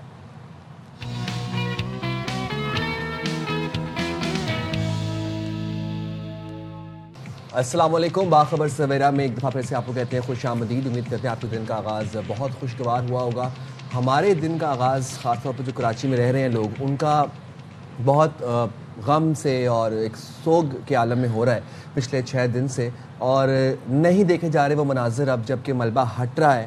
اور ملبے سے انسانی عذاب ہی اب میں نہیں کہوں گا کہ اب تو وہ ڈیبری رہ گیا ہے، ہڈیاں نکل رہی ہیں، دانت نکل رہے ہیں. اور افسوس اس بات کا ہے کہ لواحقین باہر بیٹھے ہوئے ہیں ملبے کے، اس کو دیکھ رہے ہیں بے سر و سامانی کے عالم میں. 6 دن سے باہر بیٹھے ہیں اس امید میں کہ شاید کوئی جسد خاکی مل جائے یا کوئی عزا مل جائے تو ہم جنازہ پڑھوا لیں. لیکن اب وہ ان ہڈیوں کی صدف شناخت بھی نہیں ہو سکتی، ڈی این اے سے بھی نہیں ہو سکتی. سوچیں کتنا مشکل مرحلہ ہے کہ ان کے لیے. پہلے انہوں نے جو منظر دیکھا، 2 دن آگ لگی رہی، اس کے بعد جو عمارت گری، پھر اس کے بعد ریسکیو سرچ آپریشن جو کہ ابھی بھی جاری ہے. اور ابھی بھی جو ہمیں بتایا جا رہا ہے وہاں سے ریسکیو اہلکار وہ یہ کہتے ہیں کہ ٹائم لگے گا اور پوری بلڈنگ تو ظاہر ہے جب تک نہیں کلیئر کی جا سکتی، جب تک کہ وہاں سے تمام تر سرچ آپریشن مکمل نہ ہو جائے. بہرحال اسی کانٹیکس میں، اسی تناظر میں ہم بات کر رہے ہیں اور اس پر سوال یہ تھا کہ اب اسے قومی سانحہ ڈکلیئر کر دینا چاہیے، کیونکہ جس نوعیت کا، اس کی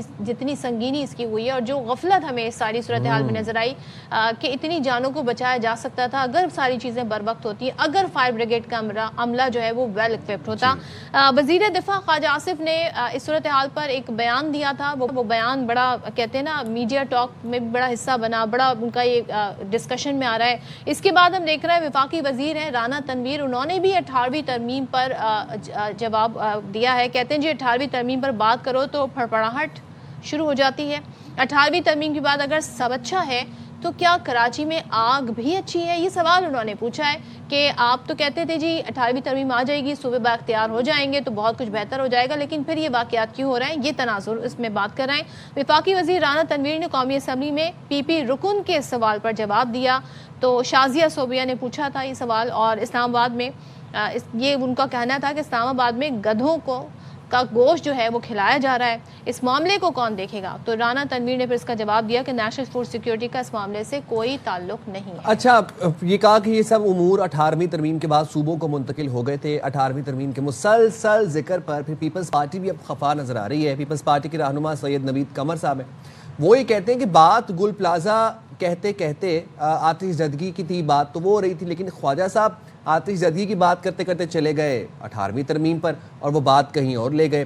انہوں نے کہا کہ ہم ان کے بیان کو حکومتی پالیسی سمجھیں گے، آگ سے کھیلنا بند کریں۔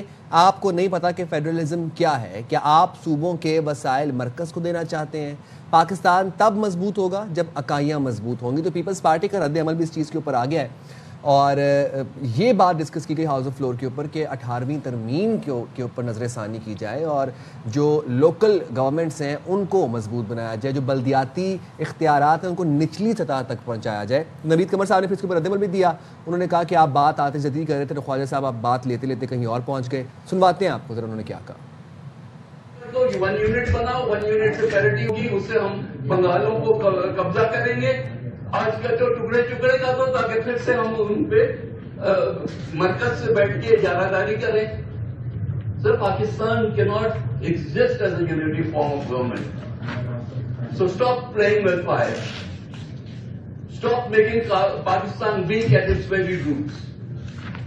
کہتے ہیں کریکولم آپ نے ساری زندگی ایک جھوٹ کا پرندہ ادھر تاریخ کے نام پہ بتایا، تبھی تو آپ کو پتہ نہیں ہے کہ فیڈرلزم کیا ہوتا ہے، پاکستان کی تاریخ کیا ہے۔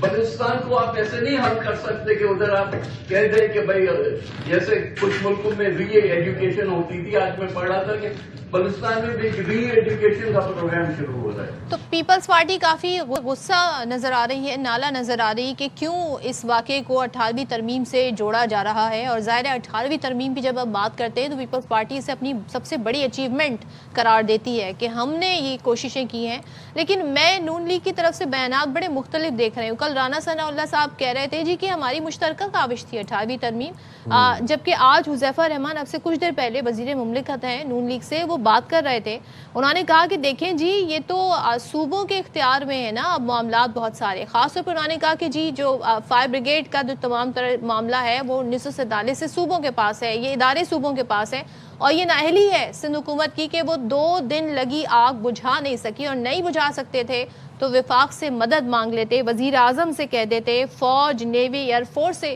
مدد لینی انہیں چاہیے تھی اگر ان سے یہ کنٹین نہیں ہو رہی تھی آگ۔ تو یہ بیان وہ آج دے کے گئے ہیں، اور وہ یہ کہتے ہیں جی ہمیں اندازہ نہیں تھا کہ صوبائی حکومت اتنی نااہل ہے کہ وہ یہ آگ نہیں بجھا سکتی۔ 15 سال سے ان کی یہاں پر حکومت ہے اور ایک پلازے میں لگی آگ نہیں بجھا سکے۔ تو یہ جو بیانات ہیں اب 18ویں ترمیم کی طرف شفٹ ہو گئے ہیں، کیونکہ ظاہر ہے صوبوں کے پاس اب بہت سارے ادارے ہیں، جس کی وجہ سے صوبے اب یہ معاملہ دیکھتے ہیں۔ وفاق کہہ رہا ہے جی اگر ہم انٹروین کرتے تو کہا جاتا ہے جی سیاسی پوائنٹ سکورنگ ہو رہی ہے، حذیفہ صاحب یہ کہہ رہے تھے اگر ہم کچھ اپنی طرف سے کہتے تو پھر ہوتا جی دیکھیں اس پر سیاست ہو رہی ہے جس کی وجہ سے ہم نے اسے اوائڈ کیا، لیکن وہ یہ کہتے ہیں جی کہ وزیر اعظم آئیں گے اور اس صورتحال کو دیکھیں گے اور مدد جتنی ہو سکے گی وہ کرنے کی کوشش کریں گے۔ دیر آئے درست آئے، بٹ ہمارا حذیفہ رحمان صاحب سے یہ سوال تھا کہ آپ آج 6واں روز ہے، ابھی تک وفاق سے کوئی وزیر نہیں آیا، کوئی منسٹر آیا یہاں پہ آ کے لواحقین کی داد رسی کرنے کے لیے، تاجروں کی داد رسی کرنے کے لیے، تو انہوں نے اس بات پہ پھر رد عمل دیا کہ وہ کہتے ہیں ہمیں تو پتہ ہی تھا کہ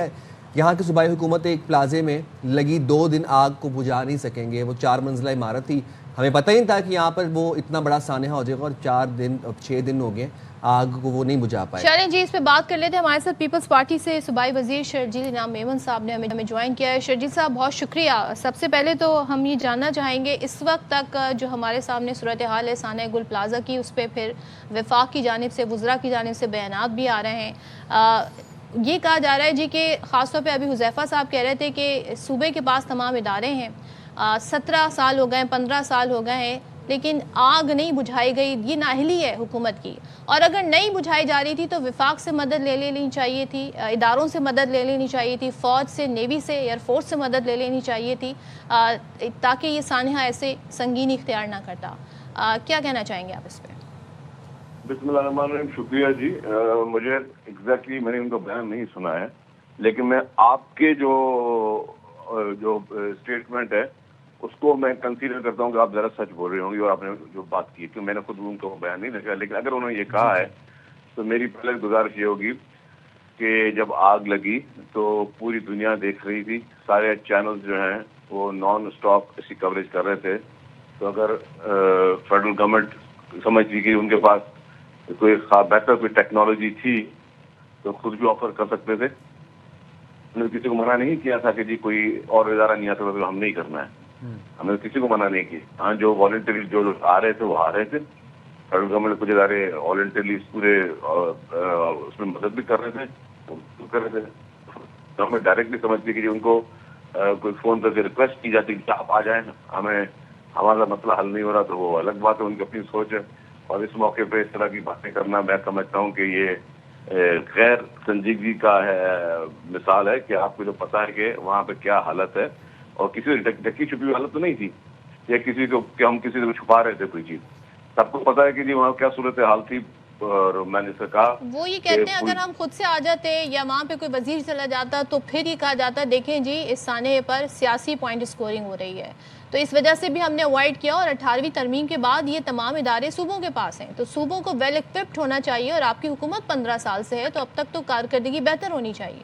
لبے لباب یہ آپ کو میں ایک بات بتاؤں, اگر آپ ڈیٹا دیکھیں کہ پچھلے 2 سالوں میں کتنے آگ کے واقعات ہوئے ہیں, میں صرف کراچی کی بات کر رہا ہوں, ٹھیک ہے نا, سینکڑوں میں. وہ آگ کس نے بجھائی؟ اسی فائر بریگیڈ نے, اسی کے ایم سی کی اور ڈسٹرکٹ نمبر 2 کی ٹیموں نے یہی چیزوں کو کنٹرول کیا ہے.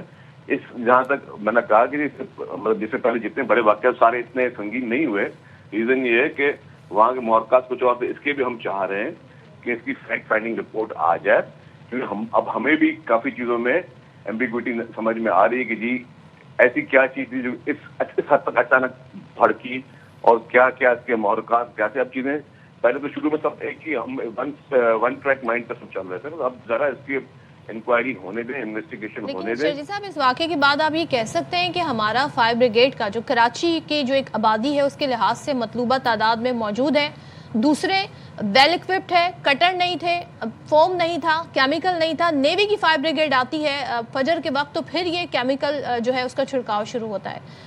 آپ اس سانحے کے بعد سمجھتے ہیں کہ بہت ضرورت ہے اپ گریڈ کرنے کی فائر بریگیڈ کے عملے کو؟ ڈیفینیٹلی دنیا میں ہر چیز کو اپ گریڈ کرنے کی ضرورت ہوتی ہے. دنیا میں ہر چیز کی بہتر سے بہتر ٹیکنالوجی آ گئی ہے. جیسے آپ ابھی جس کیمرہ پہ بیٹھی ہیں اس سے بھی الٹرا ایچ ڈی کیمرہ آ گئے ہیں. تو ہر ادارے کو کی بہتری کی ضرورت ہوتی ہے, ہر ادارے کو بہتر چیزوں کی ضرورت ہوتی ہے. اور دنیا میں اب جدید سے جدید ٹیکنالوجی آ گئی ہیں, وہ جہاں پہ ضرورت ہے, جہاں پہ چیزیں, میں نے کہا کہ یہ جتنی اس وقت موجود ہے فائر بریگیڈ اور جو چیزیں اویلیبل ہیں. ٹو اندر کوسچن کہ کیوں نہیں, آپ کی حکومت تو یہ آپ چوتھا دور حکومت ہے, پھر یہ ضروریات کے مطابق, آبادی کی ضروریات کے مطابق یہ سب کیا کیوں نہیں گیا؟ مرتضیٰ وہاب صاحب ایک شو میں کہتے ہیں شرجیل صاحب کے آر جے مال کے بعد آڈٹ رپورٹ کی گئی, فائر سیفٹی الارم کن کن بلڈنگز میں ہیں, وہ رپورٹ وزیر اعلیٰ کو بھیجی گئی, 2 سال ہو گئے وزیر اعلیٰ تک وہ رپورٹ نہیں پہنچی. ناصر حسین شاہ صاحب کہتے ہیں کل ملی ہے. اب یہاں پہ یہ کس کی نااہلی ہے, یہ کس کی غفلت ہے شرجیل صاحب؟ اچھا میں آپ کو بتا اس پہ بات کرتا ہوں, پہلے اس کی بات کریں جو اکوپمنٹ کی بات ہے, اس کا بھی جواب دیتا ہوں. پہلی اکوپمنٹ کی آپ نے بات کی, وہ یہی بات ہے کہ اکوپمنٹ ہے, اور انہی اکوپمنٹس نے کراچی میں سینکڑوں عمارتوں میں جو آگ لگی وہ انہی اکوپمنٹ سے پوری لگائی ہیں. دوسرا آپ نے سوال کیا کہ جو مرتضیٰ صاحب نے کہا ہے, اس کے لیے بھی میں ایک بات کلیئر کر دوں کہ 1 جنوری 2024 کو کمشنر کراچی کو جو لکھا, وہ جو خط تھا وہ جو بھیجا گیا تھا, وہ اس وقت کیئر ٹیکر گورنمنٹ تھی. 2024 کو جب کے ایم سی نے خط لکھا تو وہ کیئر ٹیکر گورنمنٹ تھی, اور انہوں نے کمشنر کراچی کو لکھا گیا تھا, اور اس میں ایڈیشنل سیکرٹری اور جو اسٹاف تھے ان کو صرف کاپی فار یاد دہانی کے لیے بھیجی جاتی ہے, جو کاپی 2 ہوتی ہے. وہ لیٹر ڈائریکٹ انہوں نے لکھا تھا کمشنر کراچی کو, اور اس وقت سندھ میں حکومت تھی کیئر ٹیکر گورنمنٹ. تو یہ میں آپ کو واضح کر دوں. 2024 کی بات تو آپ کی حکومت آئی نا, پھر وزیر اعلیٰ مراد علی شاہ ہیں تب سے چیف ایگزیکٹو. سن لیں میں کیا بول رہا ہوں, پھر میں آپ کو ریپیٹ کر رہا ہوں. 1 جنوری 2024 کو کمشنر کراچی کو لیٹر لکھا گیا تھا, اس کو صرف یاد دہانی کے لیے باقی سیکٹریز کو, اسٹاف آفیسرز کو دیا گیا تھا, اور پھر کمشنر سے 2 جنوری 2024 کو تمام ڈپٹی کمشنرز کو وہ لیٹر کی کاپی بھیج دی تھی. تو اب یہ ان کا انتظامی ایشو ہے. یہ اس میں جو یکدم کی تھی چیف منسٹر کو نہیں ملا, چیف منسٹر کو جب کاپیز اس طرح کے بہت سارے ڈیلی کے 50-100 نوٹیفکیشن پورے پاکستان کے ہوتے ہیں, ان کو کاپیز ایڈریس کی جاتی ہے. اور اس عرصے اتنی آگ لگ گئی, لیکن کیونکہ جانے ضائع نہیں گئی تو کسی کی آنکھ نہیں کھلی. اس عرصے میں 2 سال میں جتنی آگے بجھائی کس نے؟ نہیں, آگ لگی مگر وہ آڈٹ رپورٹ پھر دوبارہ نہیں موو ہوئی. نہیں, آپ بولیں کہ اس عرصے کتنی آگے لگی, وہ آگے بجھائی کس نے؟ سر آگے تو بجھی, لیکن اس میں جانی نقصان بھی تو ہوا. دیکھیں میں آپ کروں, میرے بھائی سن لیں, میں اس بیچ میں پچھلے 2 سال میں سینکڑوں آگے لگی, فیکٹریز کو آگے لگی, دکانوں کو آگے لگی, مکانوں کو آگے لگی. مطلب میں آپ کیا بتاؤں کہ ہم سانحہ گل پلازا کا ویٹ کر رہے تھے کوئی ایکشن لینے کے لیے, ورنہ آگ لگتی رہتی ہے, کوئی بڑی بات نہیں. یہ تو شیلا رضا صاحبہ کا بھی بیان ہے جس پر کافی زیادہ سب غصے کا بھی اظہار کر رہے ہیں کہ 40 لوگ نیوزی لینڈ میں مر جاتے ہیں, آگ ہوتی ہے, ایسے ہی ہوتا ہے. ٹھیک ہے, اگر مجھ سے بات کریں اب پھر شیلا رضا صاحبہ کا بات کریں, میں پھر ریکویسٹ کر رہا ہوں. پچھلے 2000 میں پھر ریپیٹ کر دیا جو ایمبیگوٹی آپ لوگوں کی تھی. 2024 کو خط لکھا گیا کمشنر کراچی کو KMC کی جانب سے, اس کی کاپی اس کا کی گئی چیف منسٹر کو, اور سب chief minister caretaker chief minister تھے, مراد علی شاہ صاحب چیف منسٹر نہیں تھے. ذمہ دار کون ہے؟ سن تو نہیں, کوئی ذمہ دار نہیں. آپ ایک بات آپ پھر انہوں نے کیا کیا, کمشنر نے 2 جنوری کو ڈپٹی کمشنر کو اطلاع دے دی. اب وہ ڈپٹی کمشنر کی ذمہ داری ڈیفینیٹلی ہے کہ وہ اپنے اپنے علاقوں کے وہ جو آڈٹ کے بعد جو ایکشن لینے والے, اور انہوں نے لیے بھی ہوں گے. میں مزید تفصیلات نکال لوں گا. ایشو صرف میں یہ بات بول رہا ہوں کہ آپ نے بات کی 2 سال میں جتنی آگے لگی کراچی میں یا باقی علاقوں میں, وہ بجھائی بھی اسی KMC نے اور اسی ہمارے ریسکیو 1112 نے. اب جہاں تک اس واقعے کی بات ہے, اس میں بہت قیمتی جانیں گئی ہیں, بہت معصوم لوگوں کی جانیں گئی ہیں. یہ ہر ایک کے لیے افسوسدہ ہے, اور حکومت میں سب سے زیادہ افسوسدہ اس لیے ہوتا ہے کہ ایک تو ہم بھی انسان ہیں, ہمیں بھی احساس ہے کہ جی, اور ہمیں شاید زیادہ احساس اس لیے ہوگا کہ ہماری ذمہ داری ہم پر آتی ہے کہ یہ معصوم لوگوں کی جانیں گئی ہیں. جہاں معصوم لوگوں کی جانیں گئی ہیں, it is our responsibility as a government کہ یہ ہمیں ہماری فکر مند ہمیں زیادہ ہونا چاہیے, کیونکہ جب ریسپانسبلٹی آپ کے پاس ہوتی ہے تو لوگ سوال بھی آپ سے پوچھتے ہیں. تو یہ تو بات بالکل طے ہے کہ اس کی انڈیپینڈنٹ انکوائری ہوگی, اور اس کی جیسے ہی انڈیپینڈنٹ انکوائری ہوگی اس کے جو محرکات ہوں گے سامنے لائے جائیں گے. کوئی بھی ملوث پایا گیا, کسی کی بھی نیگلیجنس, کرمنل نیگلیجنس کوتاہی ہوگی تو اس کے خلاف ایکشن ہوگا. اور انکوائری ہونے سے پہلے اوور نائٹ تو کوئی یہ نہیں کہہ سکتا کہ بتا دیں کس کی غلطی اور کس کو اب پھانسی پہ چلانا ہے. اور ظاہر سی بات ہے شجیل صاحب, ہم سب کے دل بہت رنجیدہ ہیں. ہم اس دکھ کے وقت میں اپنے تاجر بھائیوں کے ساتھ, اپنے جو متاثرین ہیں ان کے ساتھ ہیں. آپ کا بھی ظاہر سی بات ہے, آپ اس دکھ کی تکلیفی گھڑی سے گزرے ہوں گے. کیا اس گل پلازا کے واقعے کے بعد اس بات کو یقینی بنایا جائے گا, میک شور کیا جائے گا کہ کراچی میں ہر بلڈنگ کے اندر فائر ایگزٹس ہوں گے, یہاں پر ہر بلڈنگ کے اندر فائر ایمرجنسی سسٹمز موجود ہوں گے, fire protection systems, preventive measures لیے جائیں گے, چاہے پھر کوئی رد عمل بھی آئے تاجروں کی جانب سے یا پلازا مالکان کی جانب سے؟ دیکھیے جی, میں اس پہ ہم نے بہت سنجیدگی کے ساتھ جو انفورسمنٹ ہوتی ہے چیزوں کی وہ ہمیشہ چیلنج ہوتا ہے. اور میں یہ بتا دوں, یہ جو چیلنج کی ہم بات کریں کراچی میں, کراچی بلڈنگ نے پورے پاکستان میں 90% بلڈنگوں کا شروع کیا شہر ہے. آپ کے تو بہت بڑا چینل ہے, آپ اپنے سارے رپورٹرز کو کسی ایک مارننگ شو میں بھیج دیں.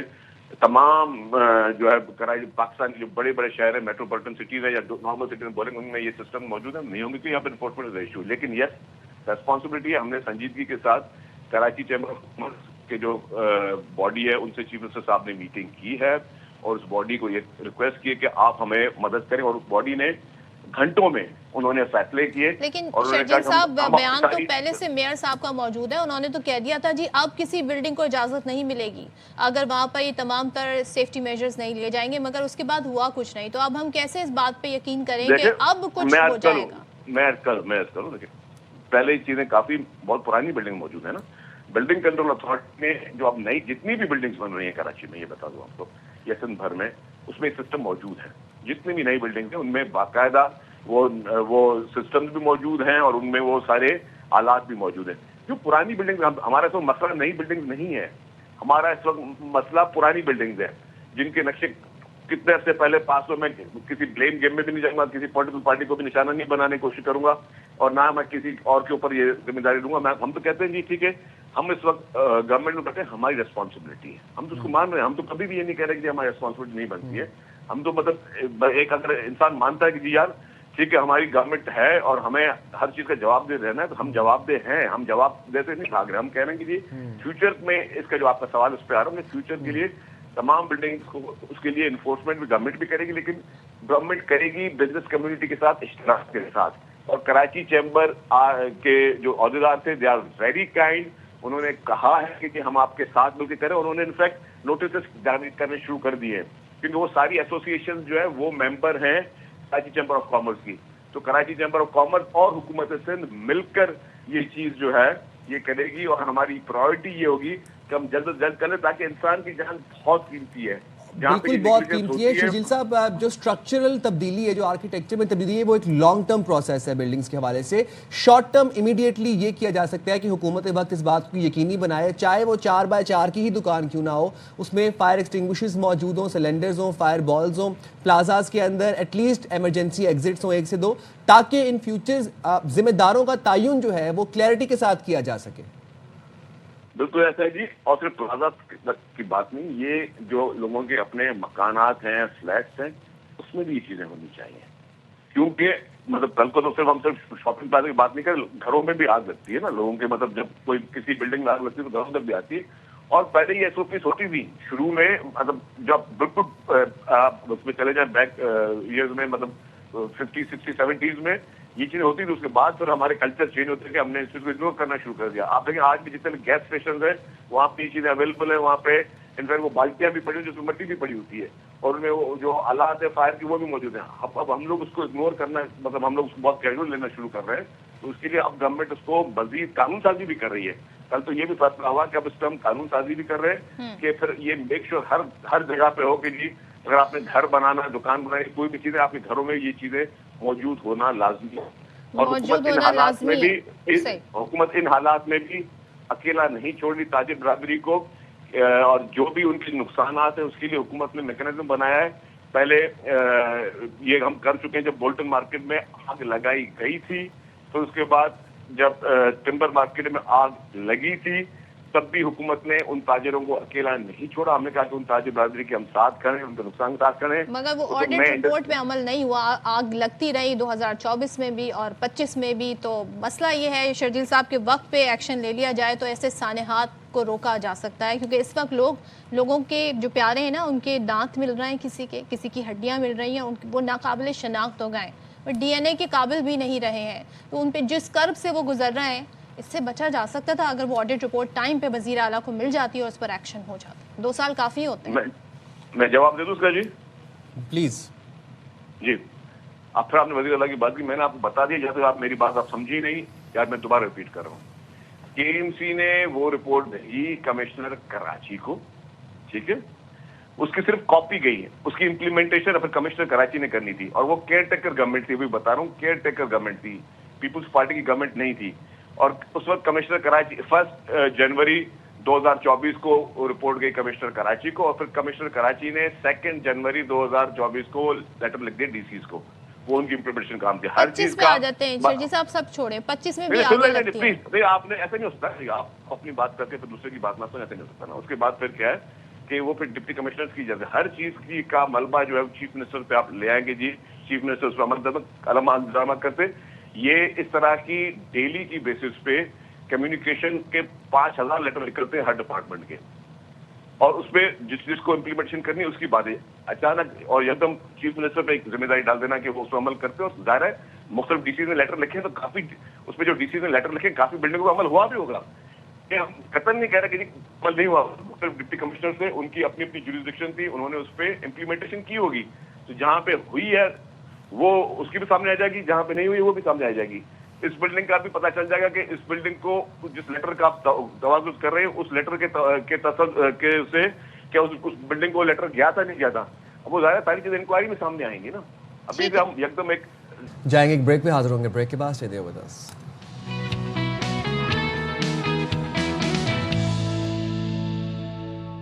वेलकम बैक जनाब। और ज़रा बात कर लेते हैं गज़ा के हवाले से और वहाँ पर अब जिस पीस बोर्ड का क़याम किया जा रहा है। आपको याद होगा जब फ़लस्तीन के मुज़ाकरात हो रहे थे तो उसमें एक चीज़ डिसाइड की गई थी, 2 से 3 चीज़ें मेजरली डिसाइड की गई थी। एक तो कि एक पीस बोर्ड बनेगा जिसमें टेक्नोक्रेट्स होंगे फ्रॉम अक्रॉस द वर्ल्ड।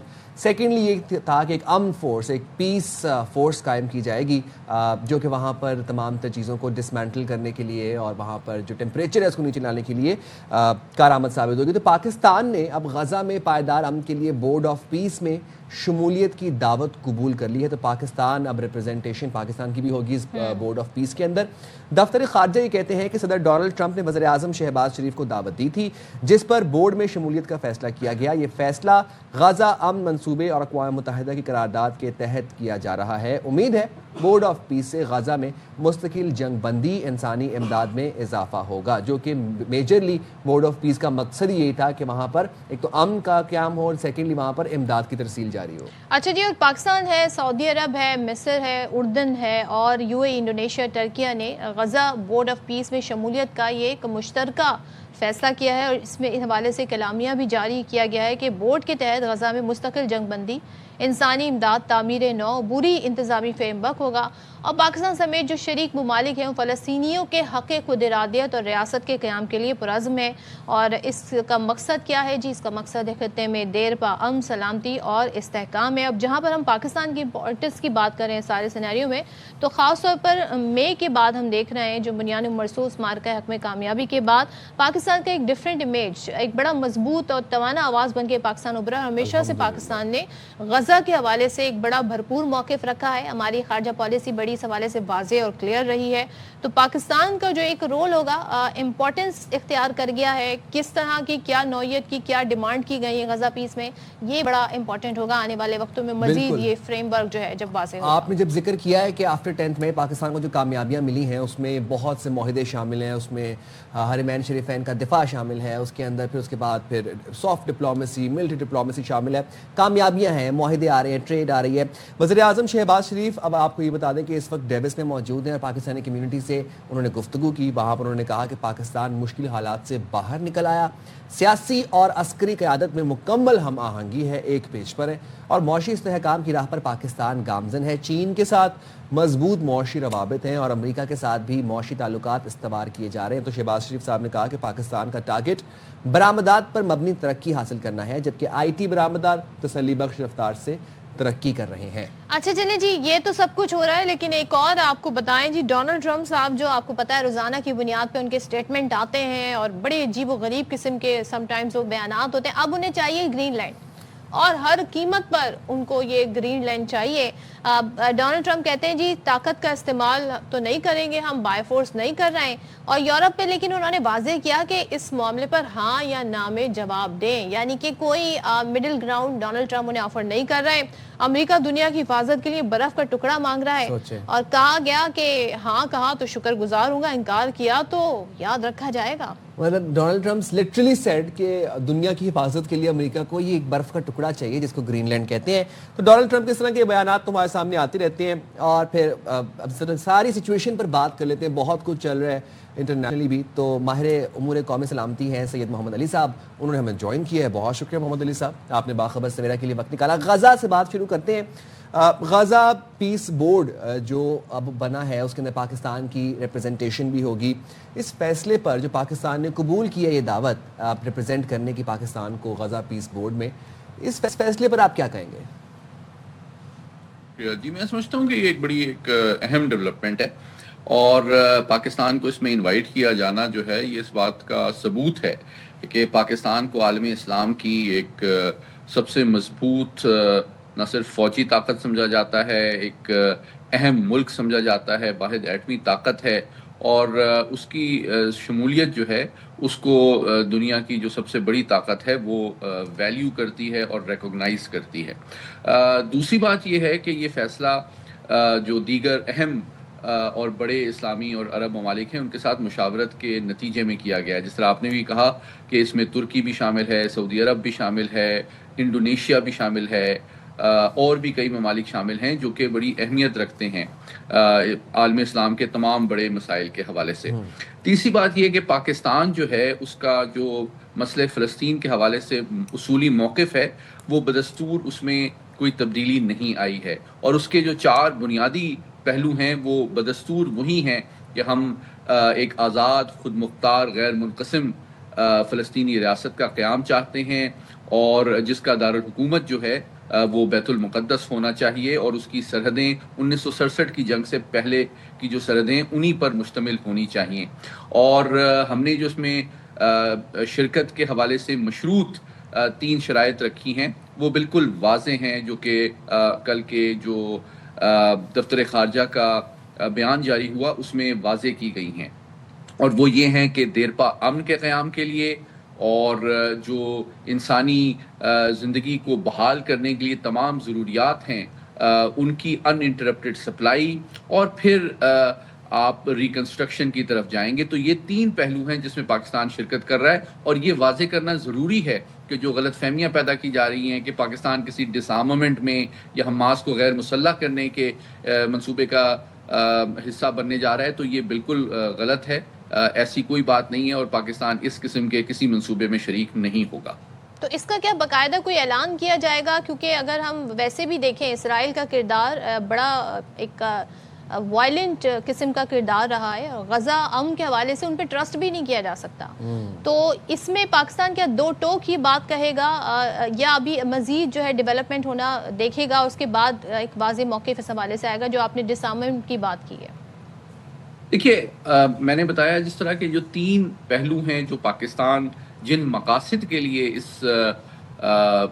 اس منصوبے میں شامل ہو رہا ہے وہ بالکل واضح ہیں، اور وہ یہ ہیں کہ ہم چاہتے ہیں کہ وہاں پہ دیرپا امن قائم کیا جائے، ہم چاہتے ہیں کہ وہاں پہ جو ہیومینیٹیرین ریلیف ہے اس کی ان انٹرپٹڈ سپلائی کو بحال کیا جائے، اور وہاں پہ تیسری بات ریکنسٹرکشن کا آغاز کیا جائے. ہم ان 3 چیزوں میں شریک ہو رہے ہیں. اس کا مطلب یہ نہیں ہے کہ جو بھی چیز ہمیں کہی جائے گی ہم اس میں شریک ہو جائیں گے، اور یہ ایک مشاورت کے عمل سے ہم آگے بڑھیں گے. اور دیکھیں جو مسلم ممالک نے بڑی ذمہ داری اور احتیاط کے ساتھ اس چیز کو واضح کیا ہے کہ ہم فلسطین، اس کا بنیادی مقصد فلسطین میں امن کا قیام ہے، ان کی جان مال عزت جو ہے اس کا احترام اور تحفظ ہے. اس کا مقصد جو ہے کوئی فلسطین دشمنی کے ایجنڈے کو آگے بڑھانا نہیں ہے. تو اس بارے میں ہمارا موقف ہمیشہ سے اصولی رہا ہے، اور ہم نے عالمی جو دباؤ ہے ہمارے قومی سلامتی، ہمارے نظریات اور اصولوں کے حوالے سے، چاہے وہ مسئلہ کشمیر پہ ہو، چین کے ساتھ رابطوں پہ ہو، ایٹمی پروگرام پہ ہو، وہ ہم نے کبھی بھی قبول نہیں کیا، اور انشاءاللہ آئندہ بھی نہیں کریں گے. صحیح ہو گیا. سعید محمد علی صاحب، ایک اور ایشو ہے گرین لینڈ کا. میں ذرا آپ کا انالیسس جاننا چاہوں گا گرین لینڈ والے تمام تر مسئلے کے اوپر. Now that Donald Trump has said کہ اگر دنیا کی حفاظت کے لیے ہمیں ایک برف کا ٹکڑا ہی چاہیے تو اس میں کیا مطلب مسئلہ کیا ہے اس چیز کے اندر. تو گرین لینڈ کا جو مسئلہ ہے وہ ڈونلڈ ٹرمپ مذاکرات سے حل کرتے ہوئے آپ کو نظر آ رہے ہیں؟ کیونکہ ہمیں تو یہ لگ رہا ہے کہ جس ملک کے پاس معدنیات ہیں اور جس ملک کے پاس آئل ہے اور وہ اپنا حفاظت نہیں کر سکتا، وہ آئل اور معدنیات ڈونلڈ ٹرمپ کی ہیں. میں آپ کی بات سے کسی حد تک متفق ہوں. اس کی وجہ یہ ہے کہ پوری دنیا کی جو اگر آپ تاریخ دیکھیں تو یہ ایک تکلیف دہ حقیقت ہے کہ دنیا کی تاریخ پاور پالیٹکس ہی ایکسپلین کرتی ہے. اصول، عالمی قوانین، عالمی اداروں کی اہمیت اسی وقت ہوتی ہے جب ایک ریاست مستحکم بھی ہو، معاشی طور پہ خوشحال بھی ہو، اور فوجی اعتبار سے مضبوط اور تیار بھی ہو. تو میرے خیال میں اس میں پاکستان کے لیے بھی سبق ہے کہ دنیا کا جو نظام ہے وہ ایک تلاطم خیز دور سے گزر رہا ہے، اور اس میں ہم ایک ذمہ دار اور پیس کو پروموٹ کرنے والی ریاست کے طور پہ دنیا میں ابھرے ہیں اور مانے اور جانے جاتے ہیں. لیکن ہم اپنی حفاظت سے غافل نہیں ہیں، اپنے مفادات سے غافل نہیں ہیں، اور ان پہ سمجھوتا نہیں کریں گے. جہاں تک گرین لینڈ کا معاملہ ہے تو میرے لیے اس میں کوئی حیرانگی کی بات اس لیے نہیں ہے کہ دیکھیں امریکہ کا جو اس دہائی میں سب سے بڑا آبجیکٹو ہے وہ اپنی یونیپولارٹی کو مینٹین کرنا ہے، چین کے رائز کو ڈسرپٹ کرنا ہے، اور اس کی جو گلوبل سپلائی چین ہے اس کو ڈینائی کرنا ہے. تو جو چین کی ٹیکنالوجیکل ڈیولپمنٹ ہے، اس کی جو انڈسٹریل اور اکنامک پروگرس ہے، اس میں بڑا اہم رول جو ہے ٹیکنالوجی کا ہے. اور یہ جو جدید ترین ٹیکنالوجی ہے اس میں ریئر ارتھ منرلز کی بہت کلیدی اہمیت ہے. تو امریکہ کی کوشش ہے کہ وہ جو ممکنہ فیوچر میں ایسے ممالک ہیں جہاں پہ ریئر ارتھ منرلز ہیں ان سے چین کو ڈینائی کیا جائے, ڈپرائیو کیا جائے. البتہ حیرانگی لوگوں کو شاید اس لیے ہو رہی ہے کہ دیکھیں تیسری دنیا, مشرق وسطیٰ اور افریقہ میں جو معدنیات سے مالا مال ممالک ہیں ان کو تو مغربی طاقتیں ایکسپلوئٹ کرتی رہی ہیں, لیکن شاید یہ پہلی دفعہ ہے کہ مغربی طاقتوں کو بھی امریکہ کی اس جو ہے دباؤ کا سامنا کرنا پڑ رہا ہے, جس کے نتیجے میں ڈیفینیٹلی یورپین یونین میں تشویش ہے, جس کے نتیجے میں جو نیٹو ہے اس کے مستقبل پہ سوال اٹھائے جا رہے ہیں. لیکن میں سمجھتا ہوں کہ اس پہ امریکہ اور یورپ کے تعلقات بھی کافی متاثر ہوں گے, لیکن امریکہ چونکہ ایک بہت بڑی فوجی طاقت بھی ہے, اور اگر وہ سمجھتا ہے کہ گرین لینڈ سے اس نے ان کے معدنیات پہ اسی طرح قبضہ کرنا ہے جس طرح ابھی وینیزویلا میں ان کی حکومت کو معزول کر کے ان کے وینیزویلا کی تو ایگزامپل ہمارے سامنے اور دیکھتے ہیں جی ڈونلڈ ٹرمپ تو بہت کچھ بیان بھی دے رہے ہیں اور یورپ بھی اس حوالے سے اپنا ایکشن بھی دے رہا ہے. تھینک یو سو مچ محمد علی صاحب. بہت کچھ شفٹ ہو رہا ہے جی انٹرنیشنلی, ہم دیکھ رہے ہیں ورلڈ نیو آرڈر کی طرف بڑھنے کی بات یورپ کر رہا ہے, لیس ریلائنٹ امریکہ پہ ہونے کی بات کر رہا ہے. اب دیکھتے ہیں آنے والے دنوں میں یہ معاملہ مزید کیسے انفولڈ ہوگا. چلیں جی یہاں پر بریک لیتے ہیں اور بریک کے بعد واپس آتے ہیں.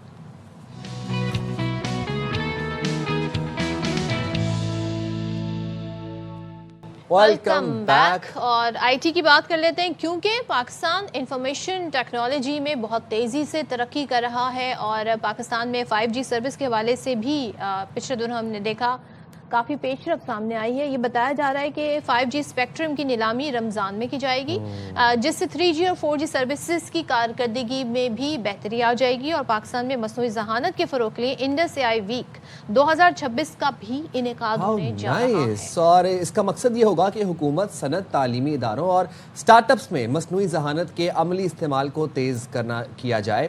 اچھا جی, انڈس آئی جو AI ویک ہے اس میں پالیسی سازوں, ٹیکنالوجی ماہرین, جامعات, اسٹارٹ اپس, طلباء اور عام شہریوں کی شمولیت ہوگی. پروگرام میں قومی technology showcase, start up session, سرمایہ کاروں سے روابط, AI skills training, certifications, gaming اور AI تجرباتی ارینا شامل ہے. تو بہت مزے کا یہ انڈس ویک ہونے جا رہا ہے. Very informative and very important to build networks. اس میں کیا کیا ہے اس پہ بات کر لیتے ہیں. ہمارے ساتھ موجود ہیں وفاقی وزیر برائے information technology Shiza Fatima. Thank you so much Shiza Fatima join کرنے کے لیے. سب سے پہلے تو ذرا یہ بتائیے گا انڈس AI ویک 2026 کے بعد پاکستان میں, بلکہ پہلے تو بتائیے گا اس میں ہے کیا, پاکستان کے لیے کیا کیا اپرچونٹیز ہیں اور کیا کیا اس میں سیشنز ہوں گے. آنریبل پرائم منسٹر کا جو ڈیجیٹل نیشن پاکستان کا ویژن ہے, جس میں واضح ہے کہ AI کے لیے حکومت پاکستان کیا اقدامات لے رہی ہے, وہ ہم اپنی قوم کو بتائیں, یوتھ کو بتائیں, بچوں کو بتائیں کہ AI کے انفراسٹرکچر میں ہم کیا انویسٹمنٹ کر رہے ہیں, اپنے بچوں کی ٹریننگ میں ہم کیا انویسٹمنٹ کر رہے ہیں. جس طرح کہ پچھلے سال ہم نے دیکھا کہ ہم نے 3 لاکھ بچوں کو مختلف AI ٹریننگز پاکستان میں دی, کچھ لو ٹیک تھیں, کچھ ہائی ٹیک تھیں, اور اسی طرح سے اس سال ہمارا تقریباً 7 سے 8 لاکھ بچوں کو یہ ٹریننگز دینے کا ایک پورا منصوبہ ہے, جس کے ذریعے ہم بچوں کو جو ہے وہ اکوپ کریں گے. تیسری جو ہماری ایک مقصد ہے وہ یہ ہے کہ اویئرنیس اور ٹریننگز اور لرننگ کا ایک پورا ایکو سسٹم جو ہے اس کو ہم کیسے فروغ دے سکتے ہیں. سو نہ صرف اسلام آباد کے اندر 9 اور 10 تاریخ کو ہم ایک پوری ایکسپیرینس کی ایکٹیویٹی کر رہے ہیں, جس کے اندر audio reality, augmented reality, virtual reality, AR VR کے حوالے سے, روبوٹکس کے حوالے سے, اور ہماری 1000 بچے کو ہینڈز آن ٹریننگ, 5000 بچے کو اویئرنیس اور ایتھیکل اور سیفٹی پہ ٹریننگ. تو ٹریننگز کا اور ایک پوری نیشن وائڈ موومنٹ کا جو ہے وہ ایک میں کہوں گی کہ اس کو تھرسٹ ملے گا, اور 2026 جو شروع ہو رہا ہے وہ یہ اس کا ایک گرل. اچھا, یہ جو شیزہ بتائیے گا, اب انڈس AI ویک 2026 ہونے جا رہا ہے, کیا یہ صرف اسلام آباد تک محدود ہوگا یا پھر باقی جو شہر ہیں وہاں پر بھی اسی کو ہم کچھ سرگرمیاں دیکھیں گے, کچھ ایونٹس وہاں پر بھی ہوتے ہوئے دیکھیں گے؟ تو جیسے کہ میں نے بھی کہا کہ ہم انشاءاللہ ہماری کوشش یہ ہے کہ ہم اسلام آباد میں تو ہم ایک انشاءاللہ بہت بڑا ایک ایکسپیرینس کا اور ٹریننگز کا ایونٹ کرنے جا رہے ہیں, مگر اس کے ساتھ ساتھ ایک بہت اہم لیڈرشپ سمٹ کرنے جا رہے ہیں. اور اس لیڈرشپ سمٹ میں پاکستان سے باہر سے جو AI کی, جو دنیا کی انڈسٹری کے AI کے ہیڈز ہیں, لیڈرز ہیں, ایکسپرٹس ہیں, کنسلٹنٹس ہیں, پروفیسرز ہیں, وہ تمام لوگ پاکستان آئیں گے. ایک ہڈلز ہوں گی, پینلز ہوں گی, ڈسکشنز ہوں گی.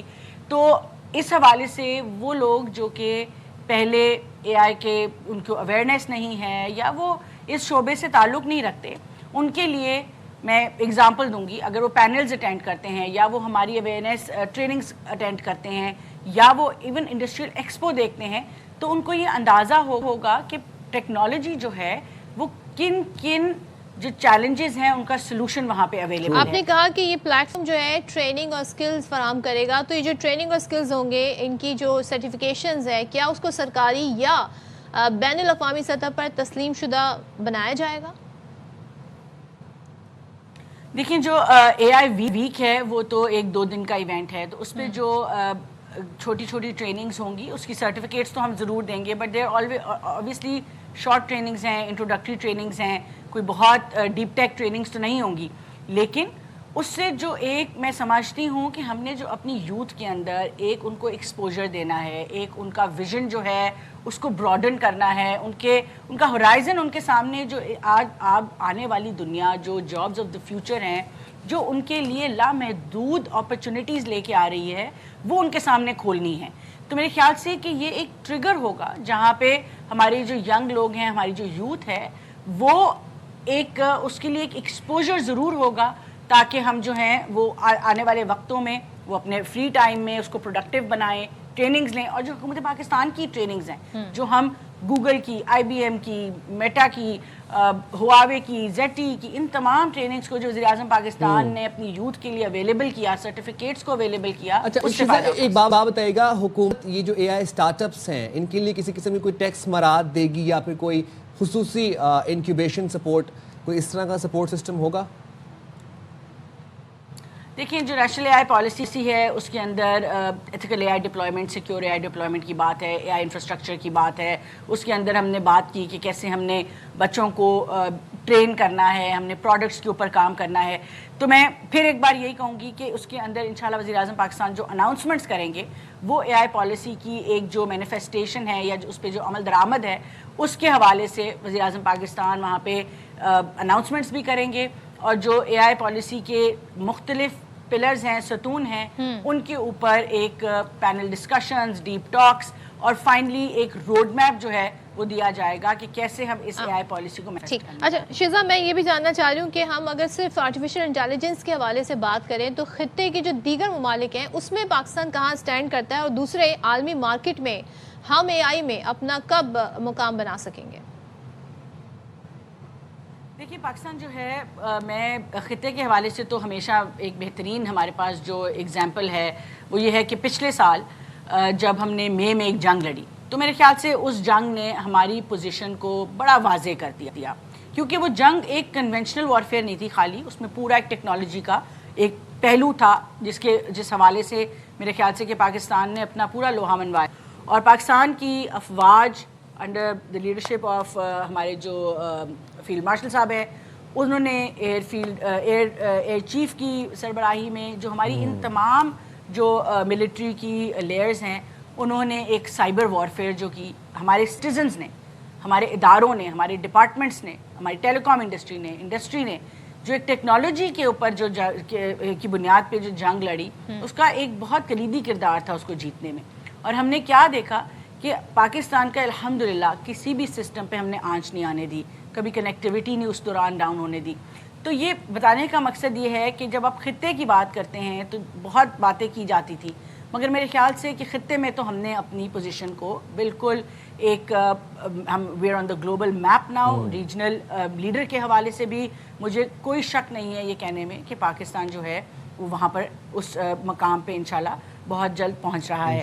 اور اے آئی ویک کا مقصد بھی یہ ہے کہ دنیا سے جو ہم لوگوں کو اے آئی کے لیڈرز کو بلا رہے ہیں وہ پاکستان میں آ کے کیپیبلٹی دیکھیں, اور پاکستان کی جو ہم انشاءاللہ برانڈ پاکستان کی جو مارکیٹنگ دنیا میں کرنا چاہتے ہیں اور دنیا میں جو اپنا مقام قائم کرنا چاہتے ہیں, ہمارے بہترین ایکسپرٹس جو دنیا میں ٹیکنالوجی کے شعبے میں کام کر رہے ہیں ان کو کانفیڈنس دے, they should be proud of their country back home. تو یہ ساری جو چیزیں ہیں یہ مقصد ہے اے آئی ویک کا کہ ہم پاکستان کو انشاءاللہ پوزیشن کریں اور ایک عالمی سطح کے اوپر پاکستان کا نام روشن. انشاءاللہ looking forward to it. اور جناب اے آئی کا دور ہے.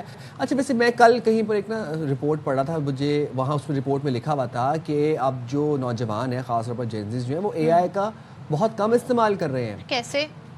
گروک میں اوپن اے آئی کے بہت سے سٹاکس گرے ہیں اور انہوں نے یہ پیٹرن نوٹس کیا ہے کہ یوزرز جو ہیں وہ اب اتنا اے آئی نہیں استعمال کر رہے. I don't know why and how. Same goes with social media نہیں کر رہے. اوپن اے آئی نے رپورٹ جاری کی ہے. اچھا کچھ زیادہ غیر ضروری بھی طور پہ انڈکٹ کر دیا, جیسے کہ آپ فیس بک ہے اس میں جو میٹا سرچ ہے, ہر کسی نے میٹا سرچ اور اپنا ورژن لے کر آ گئے, تو لوگ تھوڑا سا ذرا اس حوالے سے کنفیوژن کا بھی شکار ہیں. ہاں ویسے اے آئی کے جب ہم بات کرتے ہیں تو میں ایک پیٹرن نوٹس کیا اپنے بارے میں بھی, ایک بیہیویئرل چینج ہے کہ میں اپنی ہر چیز کو کوشچن کرنے لگ گیا ہوں.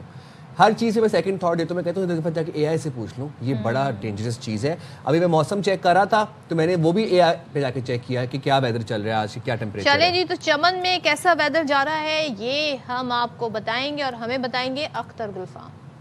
چمن سمیت شمالی بلوچستان کے بیشتر اضلاع میں برفباری سے ہر چیز نے سفید چادر اوڑھ دی ہے. توبہ اچکزئی میں 4 فٹ تک برف پڑی ہے. کوجک ٹاپ خواجہ عمران میں 1.5 فٹ تک برف پڑ چکی ہے. میدانی علاقوں میں ارسو برف ہی برف ہے. 8 سے 10 انچ برفباری شہر میں ہوئی ہے اور مضافات میں تقریباً 1 فٹ سے زیادہ ہیں, اور یہ اس طویل خوشحالی کا خاتمہ اس سے ممکن ہو سکے گا. ہم لوگ تقریباً 1 گھنٹہ ہو گیا ہم لوگ نکلے ہوئے ہیں. پورے شہر نے سفید چادر اڑی ہوئی ہے, اور یہ سفید موتی جو سے ہمارے چہرے پہ بھی گر رہے ہیں, ہم لوگوں کے اوپر بھی گر رہے ہیں, اور ہم لوگ انجوائے کر رہے ہیں. الحمدللہ آج چمن شہر مری سے بھی اوپر گیا ہوا ہے. 25 سال 30 سال کے بعد ہم ایسی برفباری دیکھ رہے ہیں. برفباری سے لطف اندوز ہونے کے لیے نوجوان بچے گھروں سے باہر نکل آئے. جب سے میں پیدا ہوں میں نے چمن میں ایسی برفباری نہیں دیکھی, تو فرسٹ ٹائم دیکھ رہا ہوں, تو کافی اچھا ایکسپیرینس ہے. سب انجوائے کر رہے ہیں, فیملی ممبرز نے بھی انجوائے کیا ہے کافی. میں نے اپنی جلدی میں برف دیکھنے کی خوشی میں نے بوٹ بھی نہیں پہنے, ایسے جوتوں میں آ گیا سر, بہت مزہ آ رہا ہے. برفباری سے سردی کی شدت میں اضافہ ہو گیا ہے, جبکہ کوئٹہ چمن شاہراہ سمیت بالائی علاقوں کی رابطہ سڑکیں بند اور بجلی کا نظام متاثر ہے. ہونے والی برفباری سے جاری طویل خوشحالی کا خاتمہ ہوگا. کیمرہ مین آیات اللہ کے ساتھ اختر گلفام, ARY نیوز چمن. اس دعا کے ساتھ خوبصورت لگ رہا تھا, بہت خوبصورت لگ رہا تھا, اور اس دعا کے ساتھ پروگرام کو کلوز کرنا چاہیں گے کہ اللہ تعالیٰ ہم دونوں کو بھی اور ہماری باخبر سویرا کی ٹیم کو یہ برف باری دیکھنا نصیب فرمائے. چلیں جی, ہم تو اسکرین کے تھرو ہی ابھی دیکھ رہے ہیں. آپ سے اجازت, اپنا بہت سارا خیال رکھیے گا. اللہ حافظ. پاکستان زندہ باد.